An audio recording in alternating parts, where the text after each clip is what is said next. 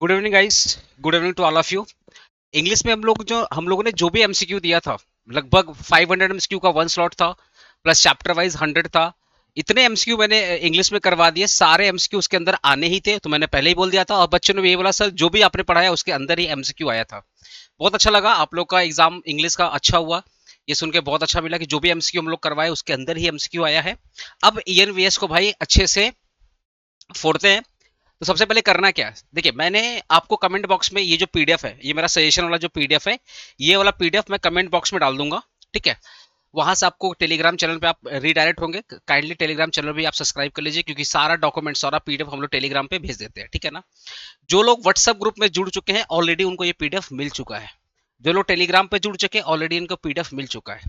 साथ ही साथ 2023 2024 का सेपरेटली अलग से मैंने पीडीएफ दे दी। मतलब 2023 का मॉर्निंग डे इवनिंग का जो क्वेश्चन था, 2024 का मॉर्निंग डे इवनिंग के जो क्वेश्चंस आए थे, क्वेश्चन प्लस उसका सोल्यूशन मतलब उसका आंसर मैंने ऑलरेडी टेलीग्राम पे पीडीएफ दे दिया। तो भाई व्हाट्सएप ग्रुप पे जुड़िए, टेलीग्राम पे जुड़िए, आपको भर भर के पीडीएफ मिलेगा। आने वाले वक्त में अकाउंटेंसी चालू होगा। अकाउंटेंसी हम लोग चैप्टर वाइज वन सॉर्ट करेंगे। तो हर एक चैप्टर का हम लोग रिवीजन करवाएंगे। मतलब हर एक चैप्टर को पहले हम लोग पढ़ाएंगे, और फिर आपको 24 से 48 घंटे का टाइम देंगे। जैसे मान लो मैंने फाइनल अकाउंट पढ़ाया, तो बोलूंगा अगला 2 दिन के बाद मैं बोलूंगा फाइनल अकाउंट का मैं वो लूंगा, मतलब डाउट लूंगा। तो अगर आप व्हाट्सएप ग्रुप में जुड़ेंगे, तो सपोज फाइनल अकाउंट का मैंने वीडियो आज डाला, तो 2 दिन के बाद मैं गूगल मीट का लिंक दूंगा व्हाट्सएप ग्रुप में। और जो भी आपका डाउट्स है फाइनल अकाउंट चैप्टर से रिलेटेड, जो भी डाउट है वो सारे के सारे डाउट्स मैं सॉल्व कराऊंगा। तो हम लोग क्या करेंगे, चैप्टर वाइज वन सॉर्ट करेंगे और चैप्टर वाइज डाउट को भी सॉल्व करेंगे। तो भाई व्हाट्सएप ग्रुप में जुड़ोगे तो सारी फैसिलिटी मिलेगी। और जब तक तुम ग्रेजुएट नहीं हो जाओगे तब तक व्हाट्सएप ग्रुप में ही रहना है। और तुम्हारे को जो 9 एसजीपीए का प्रॉमिस किया वो मैं करके दिखाऊंगा, बट तुम फॉलो करो। अभिषेक पांडे क्लासेस को तुम फॉलो करो, तुमको 9+ एसजीपीए दिला के छोड़ूंगा, बट हाँ फॉलो करना पड़ेगा। ठीक है दोस्तों, चलिए स्टार्ट करता हूँ। प्लीज वीडियो को शेयर करना, लाइक करना। और ऑलरेडी मैं ईएनवीएस का प्लेलिस्ट बना दिया हूँ, तो आप कमेंट बॉक्स में देखना, प्लेलिस्ट बना हुआ है। ईएनवीएस का कॉन्स्टिट्यूशनल वैल्यू का प्लेलिस्ट बना हुआ, बहुत सारे बच्चों ने देख भी लिया है। ये रिवीजन वीडियो है, मैं बहुत फास्ट बोलने वाला हूँ। समझ में आपको आएगा, लेकिन मैं बहुत फास्ट बोलने वाला हूँ। और मैं कम से कम डिटेल में जाऊंगा, बिकॉज आपको ही पता कल एग्जाम देना है, तो ज्यादा डिटेल जाके कोई फायदा नहीं है। बस रिवीजन वीडियो है, इसलिए जल्दी जल्दी बोलूंगा। और चैप्टर मैं कोशिश करूंगा 2 से 2 घंटे के अंदर ही सब कुछ खत्म करो, ये मेरा प्रॉमिस रहेगा। मैं कोशिश करूंगा। अगर उससे ज्यादा हो जाएगा भाई, प्लीज वीडियो को 1.5x या 2x में देख लेना। इस वीडियो को तुम अगर लेट देख रहे हो तो 1.5x या 2x में देख लेना। चलो मैं स्टार्ट करता हूँ। वीडियो को शेयर कर देना, हर एक कॉलेज ग्रुप में वीडियो को शेयर कर देना, अपने दोस्त के साथ शेयर कर देना, लाइक कर देना, और समझ में आया कि नहीं कमेंट कर देना। ठीक है, सबसे पहले बात करते हैं सर, इन्वायरमेंटल स्टडी क्या होता है। देखो, इन्वायरमेंटल स्टडी मतलब क्या, हम इन्वायरमेंट की स्टडी करते हैं। सर इन्वायरमेंट में कौन कौन रहता है, इन्वायरमेंट मतलब सराउंडिंग, सराउंडिंग में कौन कौन रहता है, हम लोग रहते हैं, मतलब इंसान रहता है, पेड़ पौधे रहते हैं, एनिमल्स रहते हैं। तो हम लोग एक दूसरे को इफेक्ट करते हैं। जैसे हमने कार्बन डाइऑक्साइड छोड़ा, तो जितने भी प्लांट है वो उसको क्या करते हैं, ऑब्जर्व कर लेते हैं। उनके लिए कार्बन डाइऑक्साइड बहुत जरूरी है। अब वो ऑक्सीजन छोड़ते हैं, हम ऑब्जर्व कर लेते हैं, हम एब्जॉर्व कर लेते हैं। तो हमारा आप क्या है, एक रिलेशन है कि हम उनके वे से हैं, वो हमारे वे से है। तो ये जो रिलेशनशिप है, इसी की स्टडी जब हम करते हैं ना, कि हमारा इफेक्ट जीव जंतु पे क्या पड़ रहा है, हमारा इफेक्ट पेड़ पौधों पे क्या पड़ रहा है, उनका इफेक्ट हमारे ऊपर क्या पड़ रहा है, ये जो स्टडी है ना, इसी स्टडी को हम लोग बोलते हैं इन्वायरमेंटल स्टडी। ठीक है, तो पूरे सराउंडिंग की जो स्टडी की जाती है कि कैसे एयर पोल्यूशन हो रहा है, कारण क्या है, एयर पोल्यूशन को खत्म कैसे करना है, ये जो स्टडी कर रहे हो, जैसे वाटर पोल्यूशन है, एयर पोल्यूशन है, ग्लोबल वार्मिंग है, तो इन सब के पीछे रीजन क्या है, कॉजेस क्या है, इसको खत्म कैसे करना है, इन सब की जो स्टडी है इसी को बोलते हैं इन्वायरमेंटल स्टडी। मैं थोड़ा तेज तेज बोलूंगा, क्योंकि ये रिवीजन वीडियो मैं पहले बता दे रहा हूँ। प्लेलिस्ट बना हुआ, जिसको बहुत डिटेल में पढ़ना है जाकर प्लेलिस्ट फॉलो कर ले। कमेंट बॉक्स में मैंने ईएनवीएस का प्लेलिस्ट डाला हुआ है, जिसको बहुत डिटेल में पढ़ना है। अदरवाइज रिवीजन वीडियो है, मैं फास्ट फास्ट बोलूंगा। ठीक है, सस्टेनेबिलिटी ऑफ इन्वायरमेंटल स्टडी का मतलब क्या है, सस्टेनेबिलिटी का मतलब क्या है, हमें हमें जितने भी नेचुरल रिसोर्सेस है उनको कम से कम यूज करना है, और इस प्रकार से यूज करना है कि हमारे जो प्रेजेंट में नीड है वो भी फुलफिल हो जाए, और जो फ्यूचर जनरेशन आने वाली है ये भी चीज उनको मिले। जैसे पानी है, पेड़ पौधे हैं, ठीक है, कोयला है, आया वो सामने, तो आप जंगल है, कितने सारे लेक्स है। तो आप मत करो कि सारे पानी आपने खत्म कर दिया, सारे जंगल आपने काट दिए, सारे कोयला आपने यूज कर लिया, सारे पेट्रोल डीजल आपने यूज कर लिया। तो भाई फ्यूचर जनरेशन क्या देखेगी, अगर आप सब कुछ यूज कर लोगे तो फ्यूचर जनरेशन क्या देखेगी। तो आपको इस प्रकार के करंट रिसोर्सेस को यूज करना है, कि जो करंट की नीड है, वो भी फुलफिल हो जाए, और आने वाली जो जनरेशन है उनको भी ये सब चीज देखने का मौका मिले, ये सब चीज यूज करने का मौका मिले। इसी को बोलते हैं सस्टेनेबिलिटी, और इसी के ऊपर बोलते हैं सस्टेनेबिलिटी गोल भी है। अभी गोल पढ़ाऊंगा, आया समझे। तो सस्टेनेबिलिटी डेवलपमेंट का मतलब क्या है कि हमें नेचुरल रिसोर्सेस कम से कम यूज करने हैं, और उतना ही करना है जितना वो नेचुरली रिन्यू हो जाए। मतलब साल भर में आपको उतना ही यूज करना है जितना वो रिन्यू हो जाए, पहला बात है। दूसरा क्या है, सर अगर हम लोग मान ली कोयला नहीं यूज करेंगे तो क्या यूज करेंगे? आप सोलर एनर्जी यूज करिए, आप विंड एनर्जी यूज करिए। आप चाइना जापान में ऐसे ऐसे रोड बन चुके हैं कि जितनी गाड़ियां चलती है, जितने भी लोग पैदल चलते हैं, इलेक्ट्रिसिटी जनरेट हो जा रही है। तो आपको अल्टरनेटिव सिस्टम ढूंढना पड़ेगा। इसी को अपने बोलते हैं इसी बोलते हैं सस्टेनेबिलिटी इन इन्वायरमेंटल स्टडी, ठीक है ना। कि आपको रिसाइकल वगैरह करना है, आपको सोलर प्लांट, विंड एनर्जी, ये सब आपको यूज करना पड़ेगा, ठीक है। सस्टेनेबल डेवलपमेंट ऑलरेडी मैंने पढ़ा दिया है। सस्टेनेबिलिटी और सस्टेनेबल डेवलपमेंट का आंसर ऑलमोस्ट सेम होगा, पढ़ लीजिएगा, सेम ही आंसर है कि आपको करंट रिसोर्सेज को इस प्रकार यूज करना है कि आने वाली जनरेशन भी उसको यूज कर पाए, और आपको अल्टरनेटिव ढूंढना है। जो अल्टरनेटिव कैसा, जिसको आप बार बार रीयूज कर पाओ, जैसे विंड है, सोलर है, ठीक है, ये सब अल्टरनेटिव है। आपको पेट्रोल वाली कार कम यूज करना है, ईवी वाली कार मतलब इलेक्ट्रॉनिक वाली कार ज्यादा यूज करना। इसी को बोलते हैं सस्टेनेबिलिटी डेवलपमेंट, ठीक है।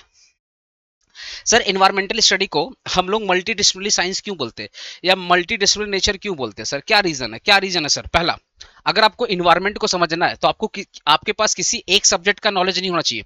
इतना बड़ा इन्वायरमेंट है, एक सब्जेक्ट का नॉलेज रख करके क्या तुम इन्वायरमेंट को रीड कर पाओगे? नहीं सर। आपके पास साइंस का नॉलेज होना चाहिए, आपके पास मैथ्स का नॉलेज होना चाहिए, आपके पास अकाउंट्स का नॉलेज होना चाहिए, ज्योग्राफी का नॉलेज होना चाहिए, हिस्ट्री का नॉलेज होना चाहिए, हर प्रकार का नॉलेज आपके पास होना चाहिए। तब जाकर आप इन्वायरमेंट की स्टडी कर पाओगे, अदरवाइज नहीं कर पाओगे।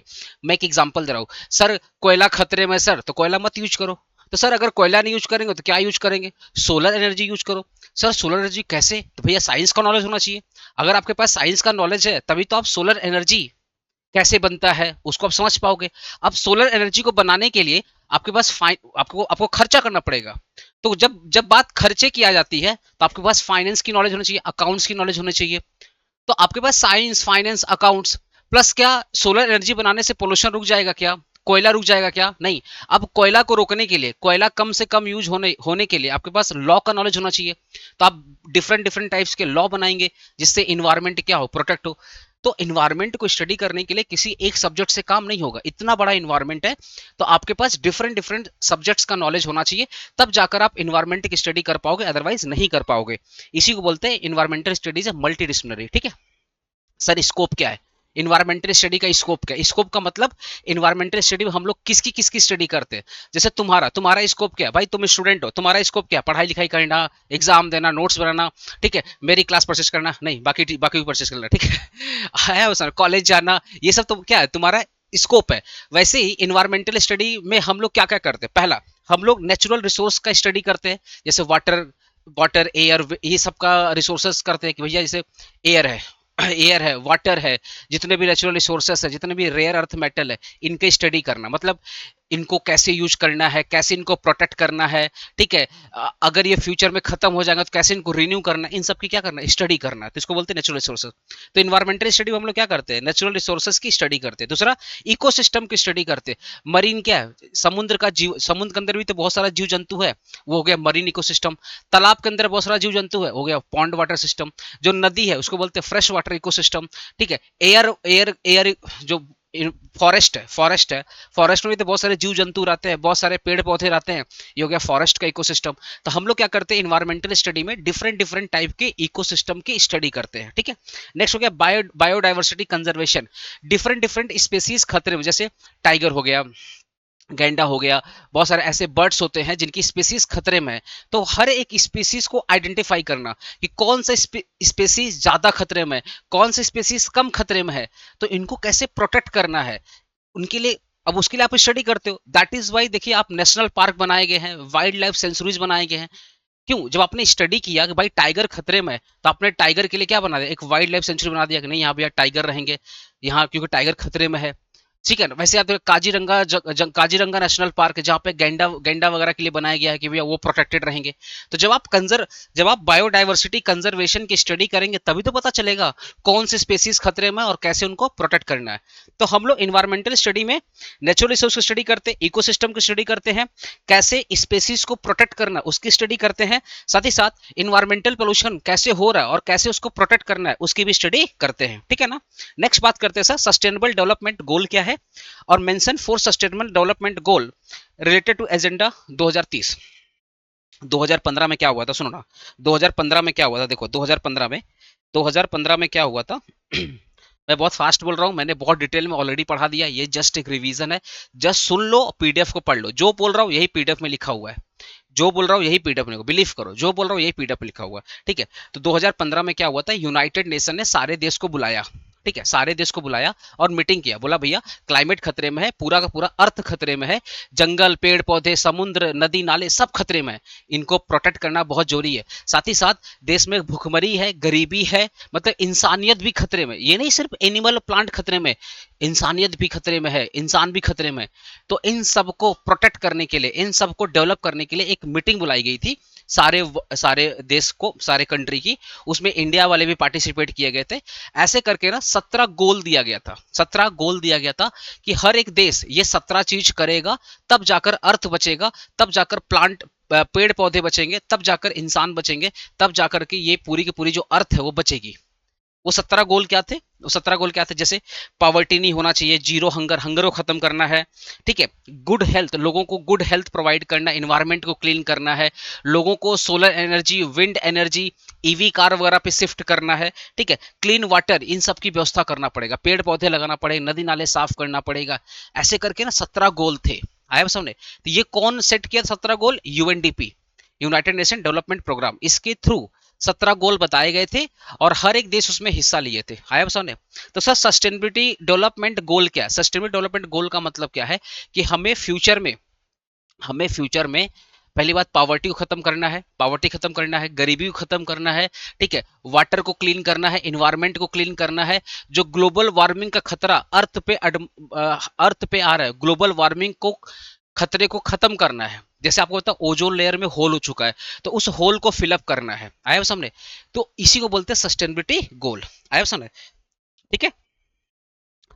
जैसे क्लाइमेट एक्शन की, क्लाइमेट बदल रहा है, तो आप जब पेड़ पौधे, देखो ध्यान सुना, अगर आप फॉरेस्ट लगाते हो, पेड़ पौधे आप लगाते हो, ठीक है, आप अगर कंजर्व जितने भी स्पीसीज है उन सारे स्पीसीज को अगर आप प्रोटेक्ट करते हो, ठीक है, इन्वायरमेंट को क्लीन रखते हो, साफ सफाई मेंटेन करते हो, ठीक है, कम से कम कार्बन डाइऑक्साइड ये सब को यूज करते हो, आया वो सामने, आप ऐसे प्रोडक्ट यूज कर रहे हैं जो इको फ्रेंडली है, तो इससे क्या होगा, हमारा इन्वायरमेंट सही होगा। जब इन्वायरमेंट सही होगा तो सही टाइम पे वेदर आएगा, सही टाइम पे बारिश होगा, सही टाइम पे ठंडी होगा, सही टाइम पे गर्मी होगा।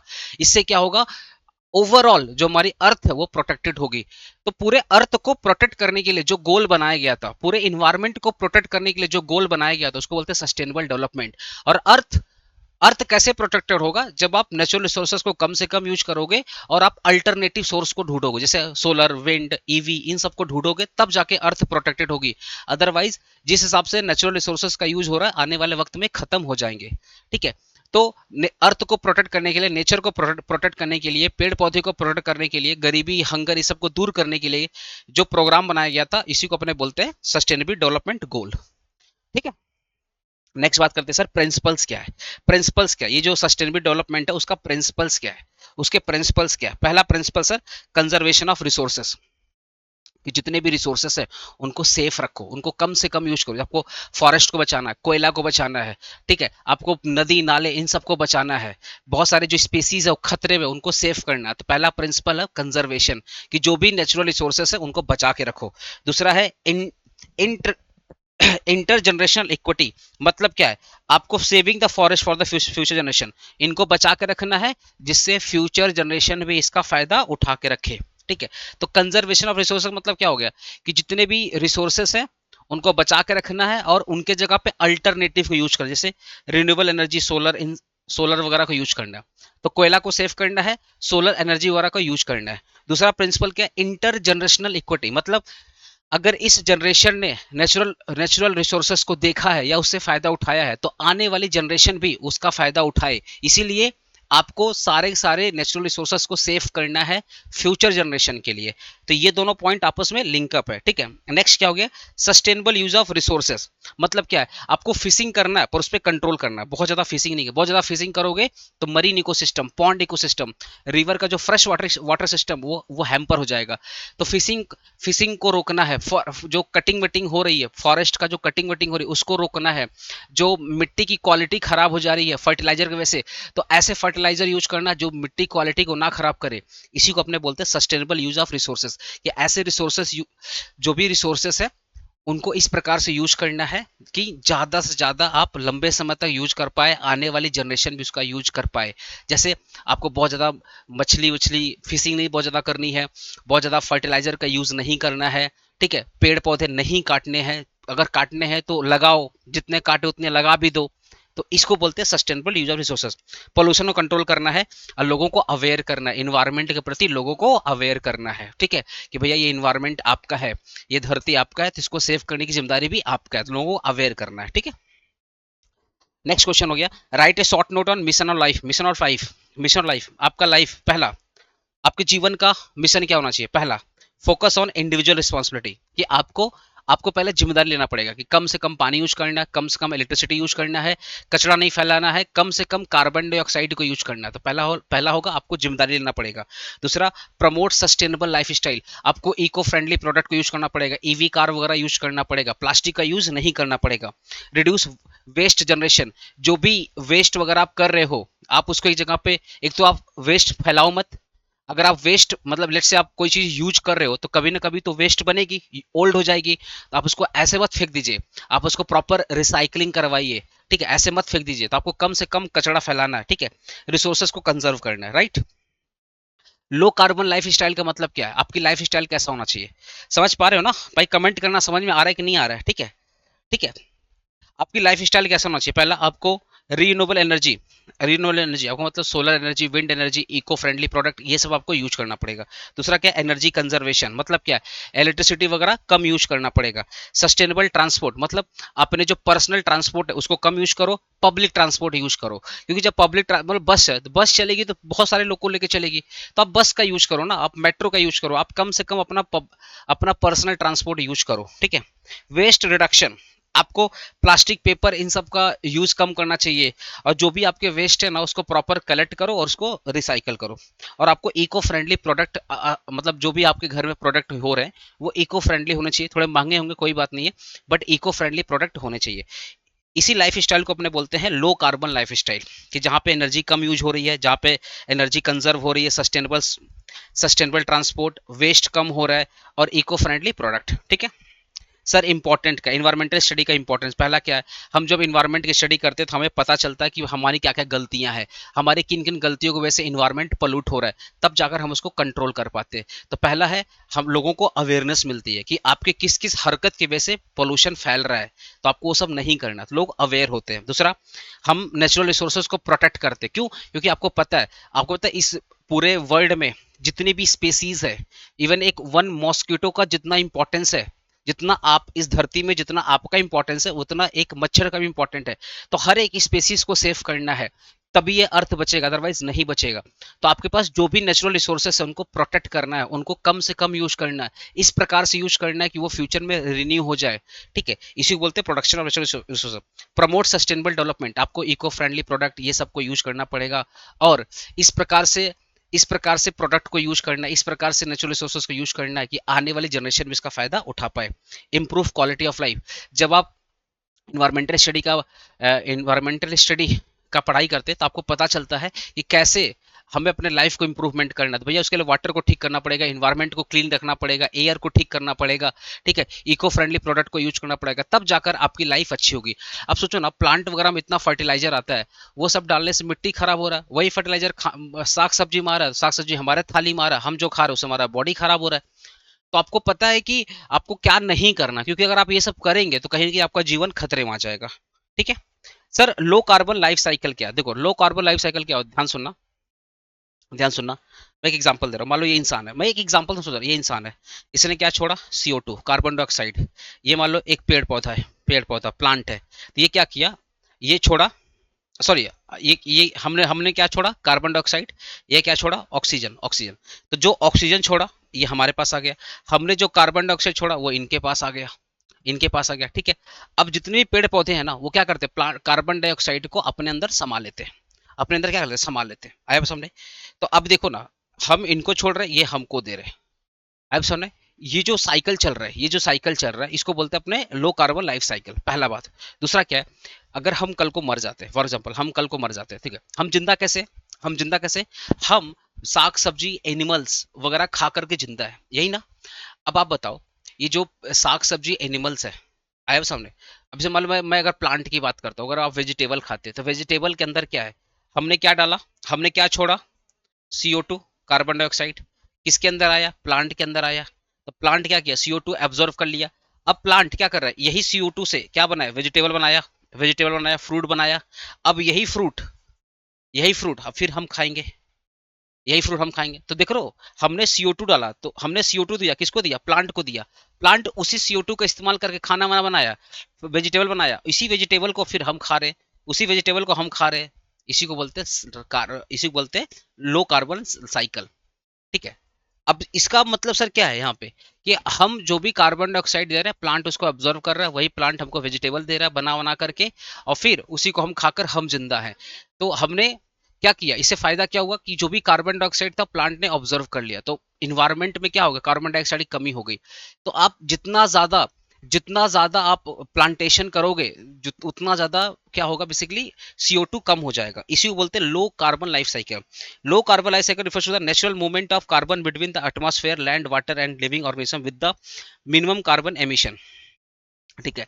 ये क्या नेचुरल मूवमेंट है, जैसे बोला ना साइकिल चल रहा है, हमने प्लांट को दिया, प्लांट ने उसको यूज किया, फिर हम वही प्लांट के वेजिटेबल्स फ्रूट्स को खा के फिर हम जिंदा है, ठीक है ना। क्या हो रहा है, पहला पहला point, carbon absorption by plant, कि जो भी हमने कार्बन डाइऑक्साइड दिया प्लांट ने उसको एब्जॉर्व कर लिया। Transfer to through food, plant क्या कर रहा है, वही कार्बन डाइऑक्साइड को फूड में कन्वर्ट कर दिया, मतलब प्लांट भी जिंदा है कार्बन डाइऑक्साइड की वजह से, तो वो उसको क्या किया, खाने में कन्वर्ट कर दिया, ठीक है। Carbon moves from the plant to animals when they consume plant, ठीक है। It continue through the different trophic levels, ठीक है। रिलीज थ्रू रेस्पिरेशन, ये वाला देखो, ट्रांसफर थ्रू फूड से मतलब क्या, carbon move from plant to animal. अब क्या प्लांट है, प्लांट के अंदर क्या पत्तियां हैं, तो ये पत्तियां कौन खा रहे हैं, ये जितने भी लीव्स कौन खा रहे हैं, एनिमल खा रहे हैं। तो कार्बन कार्बन प्लांट ने क्या किया, अपना कार्बन किसको दे, एनिमल को दे दिया। जो वेजिटेबल है वो वेजिटेबल हम लोग खा रहे हैं, आए वसन, तो पत्तियां भी यूज हो रहा है, वेजिटेबल भी यूज हो रहा है, ठीक है। When they consume plant, it continue through the different trophic level, release through respiration, living organism release carbon dioxide back into the atmosphere during the respiration. अब हम साग सब्जी खाए तो हम जिंदा हो गए, तो हम भैया ऑक्सीजन तो लेंगे, अरे ऑक्सीजन लेंगे और कार्बन डाइऑक्साइड छोड़ेंगे। वैसे जो जीव जंतु है वो भी क्या करेंगे, कार्बन डाइऑक्साइड छोड़ेंगे, तो फिर वो प्लांट ले लेगा। तो प्लांट प्लांट को कार्बन डाइऑक्साइड हम दे रहे हैं, फिर प्लांट क्या करे, वही कार्बन डाइऑक्साइड अपने पत्ती के माध्यम से, पेड़ पौधे के माध्यम से, फल के माध्यम से हमें वापस लौटा दे रहा है। तो फिर वही चीज खा के हम जिंदा रह रहे हैं, फिर हम कार्बन डाइऑक्साइड छोड़ रहे हैं, प्लांट उसको पकड़ ले रहा है, तो इस पूरा साइकिल चल रहा है, ठीक है ना। ठीक है। अब इससे फायदा क्या, इससे फायदा क्या, पहला कि जितना भी कार्बन डाइऑक्साइड हम लोग छोड़ रहे हैं प्लांट उसको एब्जॉर्व कर रहा है। दैट इज वाई क्या बोलते हैं, प्लांटेशन बहुत इंपॉर्टेंट होता है। एक तो प्लांट, एक चीज देखो ना, एक ऐसा एरिया, ध्यान सुनो, एक ऐसा एरिया, मान लो अभी अभी समर चल रहा है ना भाई, अप्रैल का महीना, सुनो, एक ऐसा एरिया जहां पे भर भर के प्लांट लगाए हो, और एक ऐसा एरिया जहां पे प्लांट नहीं लगा है, या लगा इक्का दुक्का प्लांट लगा है, यहाँ पे भर भर के आपने प्लांट लगाया, ठंडक कहाँ महसूस होगी, यहीं पे महसूस होगी। अच्छा कहाँ पे लगेगा, यहीं पे अच्छा लगेगा। सुख शांति मतलब होता है ना, मूड कितना भी खराब होगा यहीं पे अच्छा हो जाएगा। क्यों, हम नेचर की गोद में आ चुके हैं। हम जो भी कार्बन डाइऑक्साइड दे रहे हैं प्लांट उसको ऑब्जर्व कर रहा है, फ्रेश ऑक्सीजन मिल रहा है, पूरा का पूरा नर्वस सिस्टम एक्टिवेट हो जाता है, मूड अच्छा हो जाता है। आई बस इसलिए पता, जो लोग डिप्रेशन में आते हैं क्या बोलते हैं, भाई जा थोड़ा खेल कूद, थोड़ा सैर सपाटा मार के आ, थोड़ा जा पब्लिक हॉलीडे में चल, मतलब होता है ना हॉलीडे में चल जा, थोड़ी पहाड़ घूम के आ, डिप्रेशन ठीक हो जाएगा। वही चीज है कि हम लोग नेचर से बने, तो हमें नेचर में जाना है, नेचर हमें सब ठीक कर देगा। ठीक है, क्लियर हो गया। तो यूनिट 1 खत्म हो गया दोस्तों, अब हम लोग यूनिट 2 चालू करते हैं। कैसा लगा प्लीज कमेंट कीजिएगा। मैं पूरा कोशिश कर रहा हूँ जितना जल्दी हो सके मैं इस चैप्टर को खत्म करूँ, वीडियो को खत्म करूँ। मुझे बताओ कैसा लगा आपको, प्लीज एक कमेंट कीजिएगा। ओवरऑल समझ में आ रहा है या नहीं आ रहा है। तेज पढ़ा रहा हूँ मुझे पता है, क्योंकि मैंने बहुत प्लेलिस्ट में ऑलरेडी मैं डिटेल में पढ़ा चुका हूँ। अब सेम चीज करूंगा 4-5 घंटे का वीडियो बन जाएगा, तो फायदा नहीं है। एग्जाम टाइम में दैट इज मैं रिवीजन करवा रहा हूँ, ठीक है ना। चलो चैप्टर 2 का पहला क्वेश्चन क्या, इकोलॉजी। भाई कमेंट कर देना समझ में आ रहा है कि नहीं आ रहा है, वीडियो को शेयर कर देना। सर इकोलॉजी क्या है, आपने इन्वायरमेंटल स्टडी पढ़ा था ना, वही डेफिनेशन डाल देना। बिकॉज इकोलॉजी और इन्वायरमेंटल स्टडी दोनों सेम है, तो इन्वायरमेंटल स्टडी का ही आंसर डाल देना इकोलॉजी में, ठीक है। सर इकोसिस्टम क्या है, ये देख रहे हो, जैसे भाई एग्जाम्पल है फॉरेस्ट, जंगल है ना, जंगल देखे होगे। सर जंगल, हाँ सर जंगल है सर, वहां सर बहुत सारे पेड़ पौधे, हाँ सर पेड़ पौधे। सर जंगल में ना बहुत सारे एनिमल रहते हैं, ऑब्वियसली जंगल में एनिमल ही रहेंगे। तो एक फॉरेस्ट है, उसमें बहुत सारे एनिमल्स है, बहुत सारे प्लांट है। फॉरेस्ट के बीच में देखना नदी नाले, थोड़े बहुत पानी का होगा, आया सामने। फिर क्या होगा सर, फिर क्या होगा सर, वहां पे बहुत सारे बर्ड्स होंगे सर, डिफरेंट डिफरेंट स्पीसीज होंगे क्या, इसी को अपने बोलते हैं फॉरेस्ट का इकोसिस्टम। ऐसे मान लो एक नदी है, नदी है या एक नदी है, इसमें बहुत सारे मछली हैं, बहुत सारे, नदी के अंदर भी तो प्लांट होते हैं ना, अरे वाटर प्लांट जो होते हैं बहुत सारे, देखो ना नदी के अंदर भी तो बहुत सारे प्लांट वगैरह होते हैं कि नहीं होते, मच्छर वच्छर भी आसपास होते हैं नदी के अंदर या पॉन्ड के अंदर। तो ये क्या हो गया, इकोसिस्टम हो गया, इसको बोलते हैं इकोसिस्टम, आया वो सामने। तो एक ऐसा प्लांट है, एक ऐसा मान लो पॉन्ड है, पॉन्ड के अंदर फ्रॉग है, मछलियां है, स्नैक, जो बहुत सारे स्नेक है, बहुत सारे प्लांट वाले होता है एल्गी वगैरह है, बहुत सारा बेसिकली क्या है, प्लांट है, आया समझ, सब एक दूसरे के ऊपर क्या है, डिपेंडेंट है, इसी को अपने बोलते हैं इकोसिस्टम। ये हो गया पॉन्ड का इकोसिस्टम। ऐसे समुद्र है, समुद्र का सर बहुत सारी मछलियां है, वो क्या होगा, समुद्र का इकोसिस्टम हो गया, ठीक है, समझ गए होगे। सर मेन इकोसिस्टम का कंपोनेंट बताइए, two main component of ecosystem, पहला है बायोटिक और एबायोटिक। जितने भी लिविंग ऑर्गेनिज्म जैसे plant animals, plant animal microorganism, plant animal microorganism, जितने भी लिविंग चीज है उसको अपने बोलते हैं बायोटिक। ए बायोटिक क्या होता है, जिसमें नॉन लिविंग चीज है, air water sunlight temperature, they are the non living, ये हो गया नॉन लिविंग। तो जितने भी नॉन लिविंग थिंग्स होते हैं ना उसको बोलते हैं एबायोटिक। क्या बोलते हैं, एबायोटिक। सर कंज्यूमर कौन होता है, जो अपना खुद का खाना नहीं बनाते, जैसे हम लोग खुद का अपना खाना नहीं बनाते, हम लोग वेजिटेबल वगैरह यूज करके फिर खाते हैं, ठीक है, तो हम क्या हो गए, कंज्यूमर हो गए, ठीक है। डिकम्पोजर कौन होते हैं सर, डिकम्पोजर रिड्यूसर ट्रांसफार्मर, देखो नाम क्या है, डिकम्पोजर रिड्यूसर ट्रांसफार्मर। सर ये लोग कौन होता है, सुनो ध्यान से, इसको तुम डायग्राम समझ जाओगे। डायग्राम, ये मान लो कि हड्डी पड़ी हुई है, ठीक है, मान लो एक इंसान की हड्डी पड़ी हुई है, बहुत सारे सूखे सूखे पत्तियां पड़ा हुआ, पत्तियां पड़ा हुआ, ठीक है। अब इसके अंदर क्या लगेगा, फंगस लगेगा, फंगी फंगी फंगी बोल के बैक्टीरिया होता है, ठीक है। अब ये बैक्टीरिया इसके अंदर आया, अब बैक्टीरिया क्या करेगा, इस हड्डी को सड़ा देगा, इस ये जो भी हड्डी वड्डी दिख रही है, जो भी सूखे पत्ते वत्ते दिख रहे हैं, इसको सड़ा देगा, सड़ा करके ये लोग मिट्टी के अंदर जैसे मतलब छोटे छोटे टुकड़े में डाल देगा, मतलब उसको डिकम्पोज कर देगा, छोटे छोटे टुकड़ों में डाल देगा। तो जब वो छोटे छोटे टुकड़ों में कन्वर्ट हो गया तो वो सॉइल का पार्ट हो गया, किसका पार्ट हो गया, सॉइल का पार्ट हो गया। अब जैसे ही सॉइल के अंदर गया, जैसे भी सॉइल के अंदर गया तब ये पूरा सॉइल का पार्ट हो गया। तो सॉइल क्या करती है, अपने अंदर प्रोटीन कार्बोहाइड्रेट फैट्स का मात्रा बढ़ा देती है, मतलब सॉइल के अंदर भी जो न्यूट्रिशन यहाँ पे था सॉइल के अंदर चला गया। आया बात सामने, हाँ सर आया सामने। अब ये जो टेप, ये बेसिकली क्या हो रहा है, बेसिकली ध्यान सुना, ये सॉइल का पार्ट हो गया। अब सॉइल कहाँ चला गया, मिट्टी में, ये सॉइल कहाँ चला गया, प्लांट के रूट में चला गया, ठीक है। अब इसके अंदर देखो ना, ये पत्तियों में न्यूट्रिशन था, इसके अंदर क्या था, न्यूट्रिशन था, ये सारा न्यूट्रिशन डिकम्पोज होकर के सॉइल का पार्ट बन गया। अब यही सॉइल कहाँ चला गया, प्लांट में चला गया, प्लांट क्या हो गया, हरा भरा हो गया, हरा भरा हो गया। सनलाइट यूज करके क्या बन रहा, प्लांट क्या बना रहा, अपना खाना बना रहा है, ये हमें फ्रूट्स दे रहा है, वेजिटेबल दे रहा है, इसको खा के हम जिंदा है, हम जिंदा है, फिर कल को हम मर जाएंगे, फिर ये मिट्टी में मिल जाएगा, फिर मिट्टी से प्लांट के अंदर चला जाएगा, इसी को बोलते हैं डिकम्पोजर, इसी को बोलते हैं डिकम्पोजर। क्या बोलते हैं, डिकम्पोजर। तो डिकम्पोजर क्या होता है, ऐसे और decomposer are the organism that break down the dead plant animal organic waste into the simpler substance, ठीक है ना। तो सर यहाँ पे डिकम्पोजर कौन हो गया, जितने भी फंगी फंगी वंगी होते हैं ना, ये लोग, ये लोग डिकम्पोज, जितने बैक्टीरिया वैक्टीरिया होते हैं ना, fungi, they are the decomposer. यही लोग क्या करते हैं, ये डेड प्लांट डेड बॉडी को डिकम्पोज कर देते हैं, उसको मतलब सड़ा देते हैं, उसको बारीक बारीक टुकड़ों में कन्वर्ट कर देते हैं, वो सॉइल का पार्ट होता है। फिर वही सॉइल में जो न्यूट्रिशन आया, वो न्यूट्रिशन फिर किसको मिल गया, प्लांट को मिल गया, प्लांट फिर उसी को पाके जिंदा रहता है, फिर वह सनलाइट की उससे खाना वाना बनाता है, ठीक है, फिर प्लांट को खा के हम जिंदा है। तो ये पूरा एक साइकिल चल रहा है, ठीक है, इसी को बोलते हैं डिकम्पोजर।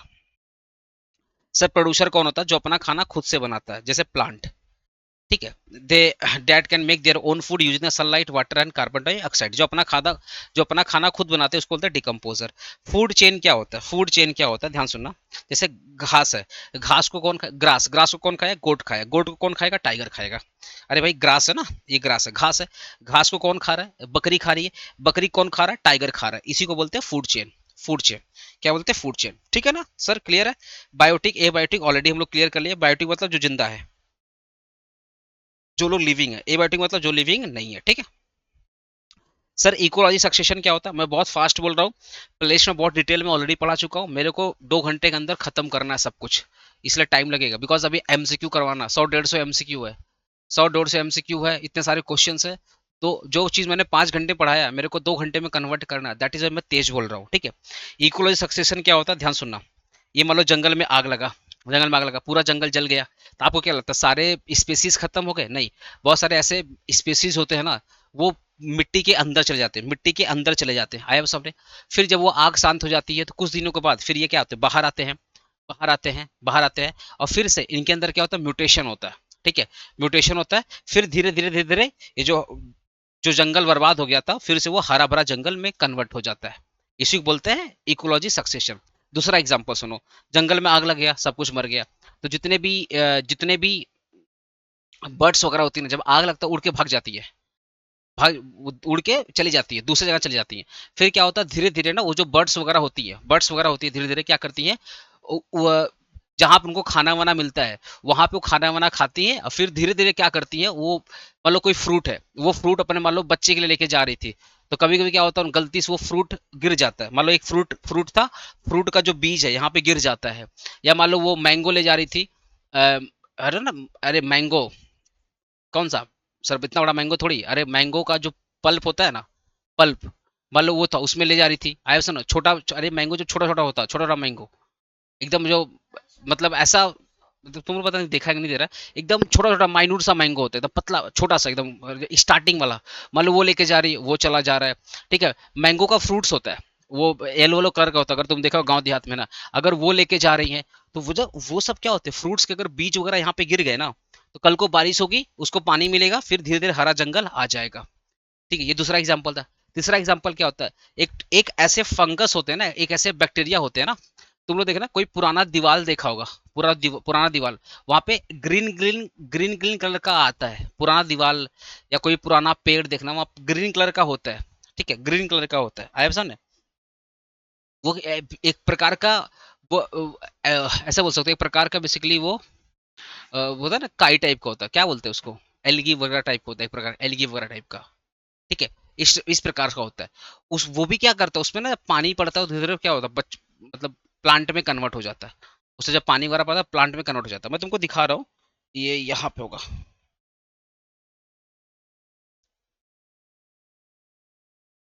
यहाँ पे नहीं है।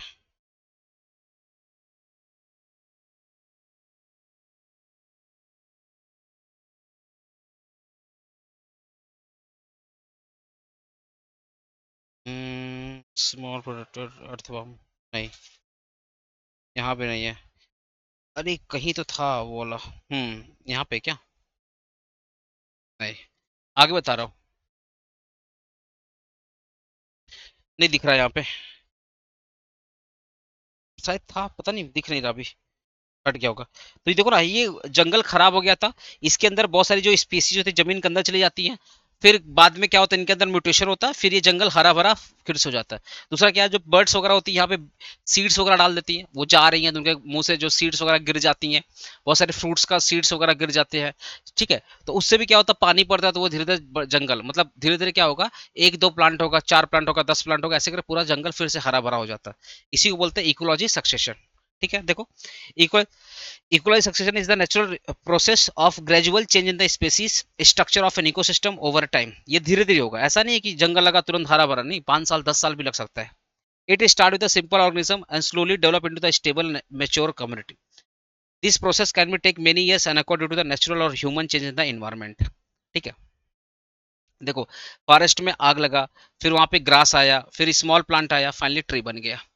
ठीक है, कभी कभी बर्ड्स, जो बर्ड्स वाला एग्जांपल दिया ना वो भी बहुत परफेक्ट एग्जांपल है। बहुत सारे जो कीड़े मकोड़े तो जमीन के अंदर चले जाते हैं, फिर उसके अंदर म्यूटेशन होता है। ठीक है, फिर उसके अंदर एक नेचुरल प्रोसेस होता है, फिर बहुत सारे जो काई वगैरह लग जाती हैं। ठीक है, फिर वो धीरे धीरे क्या प्लांट में कन्वर्ट हो जाते हैं। तो एक पूरा लगता है बहुत स्लो प्रोसेस है, लेकिन 10 साल 5 साल में वो धीरे धीरे जो जंगल खराब हो गया था वो कन्वर्ट हो गया हरा भरा जंगल में। ठीक है, फ्रेश वाटर सिस्टम क्या होता है, नदी होते हैं ना, नदी, नदी के अंदर में क्या है, देखना बहुत सारे पेड़ पौधे, नदी के अंदर में देखना बहुत सारे प्लांट होते हैं, वाटर प्लांट होते हैं, जो नदी में पाए जाते हैं। बहुत सारे स्पेसीज होती है, जैसे फिश हो गया, फ्रॉक्स हो गए, स्नेक स्नेक वगैरह हो गए, ठीक है। इसी को अपने बोलते हैं fresh water ecosystem, fresh water ecosystem. Sir normally ये कहाँ पे होता है? रिवर में होता है, जो नदी नहर जो होती है, स्ट्रीम्स वगैरह होती है, ठीक है ना। ठीक है, जैसे लेक हो गया, पॉन्ड्स हो गया।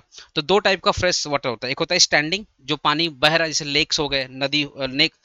एक हो गया स्टैंडिंग, जैसे तालाब हो गया, लेक्स हो गया, तो पानी वहाँ पे स्टेबल होता है। एक होता है फ्लोइंग, जैसे रिवर हो गया, नहर हो गई, फ्लो कर रहा है, ठीक है। बायोटिक, उसके अंदर फिश है, बहुत सारे एक्वेटिक प्लांट है, मतलब पानी वाले प्लांट है, ठीक है। ए बायोटिक, उसके अंदर सनलाइट आ रहा है। तो जब सनलाइट आ रहा है तो प्लांट पौधे क्या कर रहे हैं? उसी सनलाइट को यूज करके फोटोसिंथेसिस का यूज कर रहे हैं। फूड चेन क्या होता है? जो एल्गी होता है, जो एल्गी होता है, एल्गी कौन खाएगा? स्मॉल मछली खाएगा। स्मॉल मछली कौन खाएगा? बिग मछली खाएगा, ठीक है। फिर उसमें ये भी देख लो ना, मान लो ये पॉन्ड है, ये पॉन्ड है, यहाँ पे बहुत सारे क्या है? पेड़ पौधे हैं, ठीक है। इसके अंदर बहुत सारे इंसेक्ट्स होते हैं, बहुत सारे इंसेक्ट्स होते हैं। इन इंसेक्ट्स को कौन खाएगा? फ्रॉग खाएगा। फ्रॉग को कौन खाएगा? स्नेक खाएगा। फ्रॉग को कौन खाएगा? स्नेक खाएगा। इसको बोलते हैं फूड चेन, ठीक है।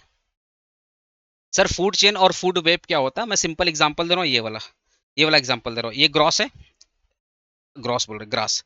ये ग्रास है, ग्रास को कौन खाया? गोट खाया। गोट को कौन खाया? टाइगर खाया। ये होगा डायरेक्ट फूड चेन। इसी में होता है, ये ग्रास है, ग्रास को क्या सिर्फ गोट खाएगा? नहीं, ग्रास को तो रैबिट भी खा सकता है, खा सकता है, हाँ सर। अब इन दोनों को, गोट और रैबिट को कौन खा सकता है? फॉक्स भी खा सकता है, टाइगर भी खा सकता है, ईगल भी खा सकता है। इसको बोलते हैं फूड वेब। फूड वेब आया वो सामने? फूड वेब के कैसे होगा, ध्यान सुना। ये ग्रास है, ग्रास को, इसको कौन खाया? मान लो गोट खाया। गोट को कौन खाया? टाइगर खाया। ये हो गया फूड चेन, ये फूड चेन। लेकिन इस ग्रास को रैबिट भी खा रहा है, इस ग्रास को और भी मान लो एनिमल्स खा रहे हैं। उनको सर कौन खा रहा है? सर टाइगर भी खा रहा है, लायन भी खा रहा है, ठीक है। तो ये हो गया फूड वेब। तो जब मल्टीपल ऑप्शंस होते हैं ना, उसको बोलते हैं फूड वेब। और जो सिंगल ऑप्शन रहेगा, ग्रास है, ग्रास को गोट खाया, गोट को टाइगर खाया, एक सिंगल चेन चल रहा है, एक सिंगल फ्लो चल रहा है, फूड चेन। जो मल्टीपल फ्लो है, ये घास को तो भाई, जो कैमल्स वगैरह होते हैं, जो बहुत सारे जो हॉर्स वगैरह होते हैं, ठीक है, गाय भैंस होते हैं, वो भी तो ग्रास खाते हैं। ग्रास को तो बकरियां भी खा रही है, गाय भैंस भी खा रहे हैं, बहुत सारे जानवर भी तो खा रहे हैं ग्रास को, रैबिट वगैरह भी खा रहे हैं। अब इन सबको कौन खा रहा है? टाइगर खा रहा है, एनिमल, टाइगर खा रहा है, लायन खा रहा है, और भी बहुत सारे जीव जंतु इन सबको खा रहा है। आए वो सब? तो इसी को अपने बोलते हैं फूड वे। तो जहां पे मल्टीपल ऑप्शन होता है उसको बोलते हैं फूड वे, ठीक है। यहाँ पे क्या एक सीक्वेंस है, ग्रास है, ग्रास से गोट, गोट से टाइगर, एक सीक्वेंस है। यहाँ पे कोई भी सीक्वेंस नहीं है, यहाँ पे एक नेटवर्क है।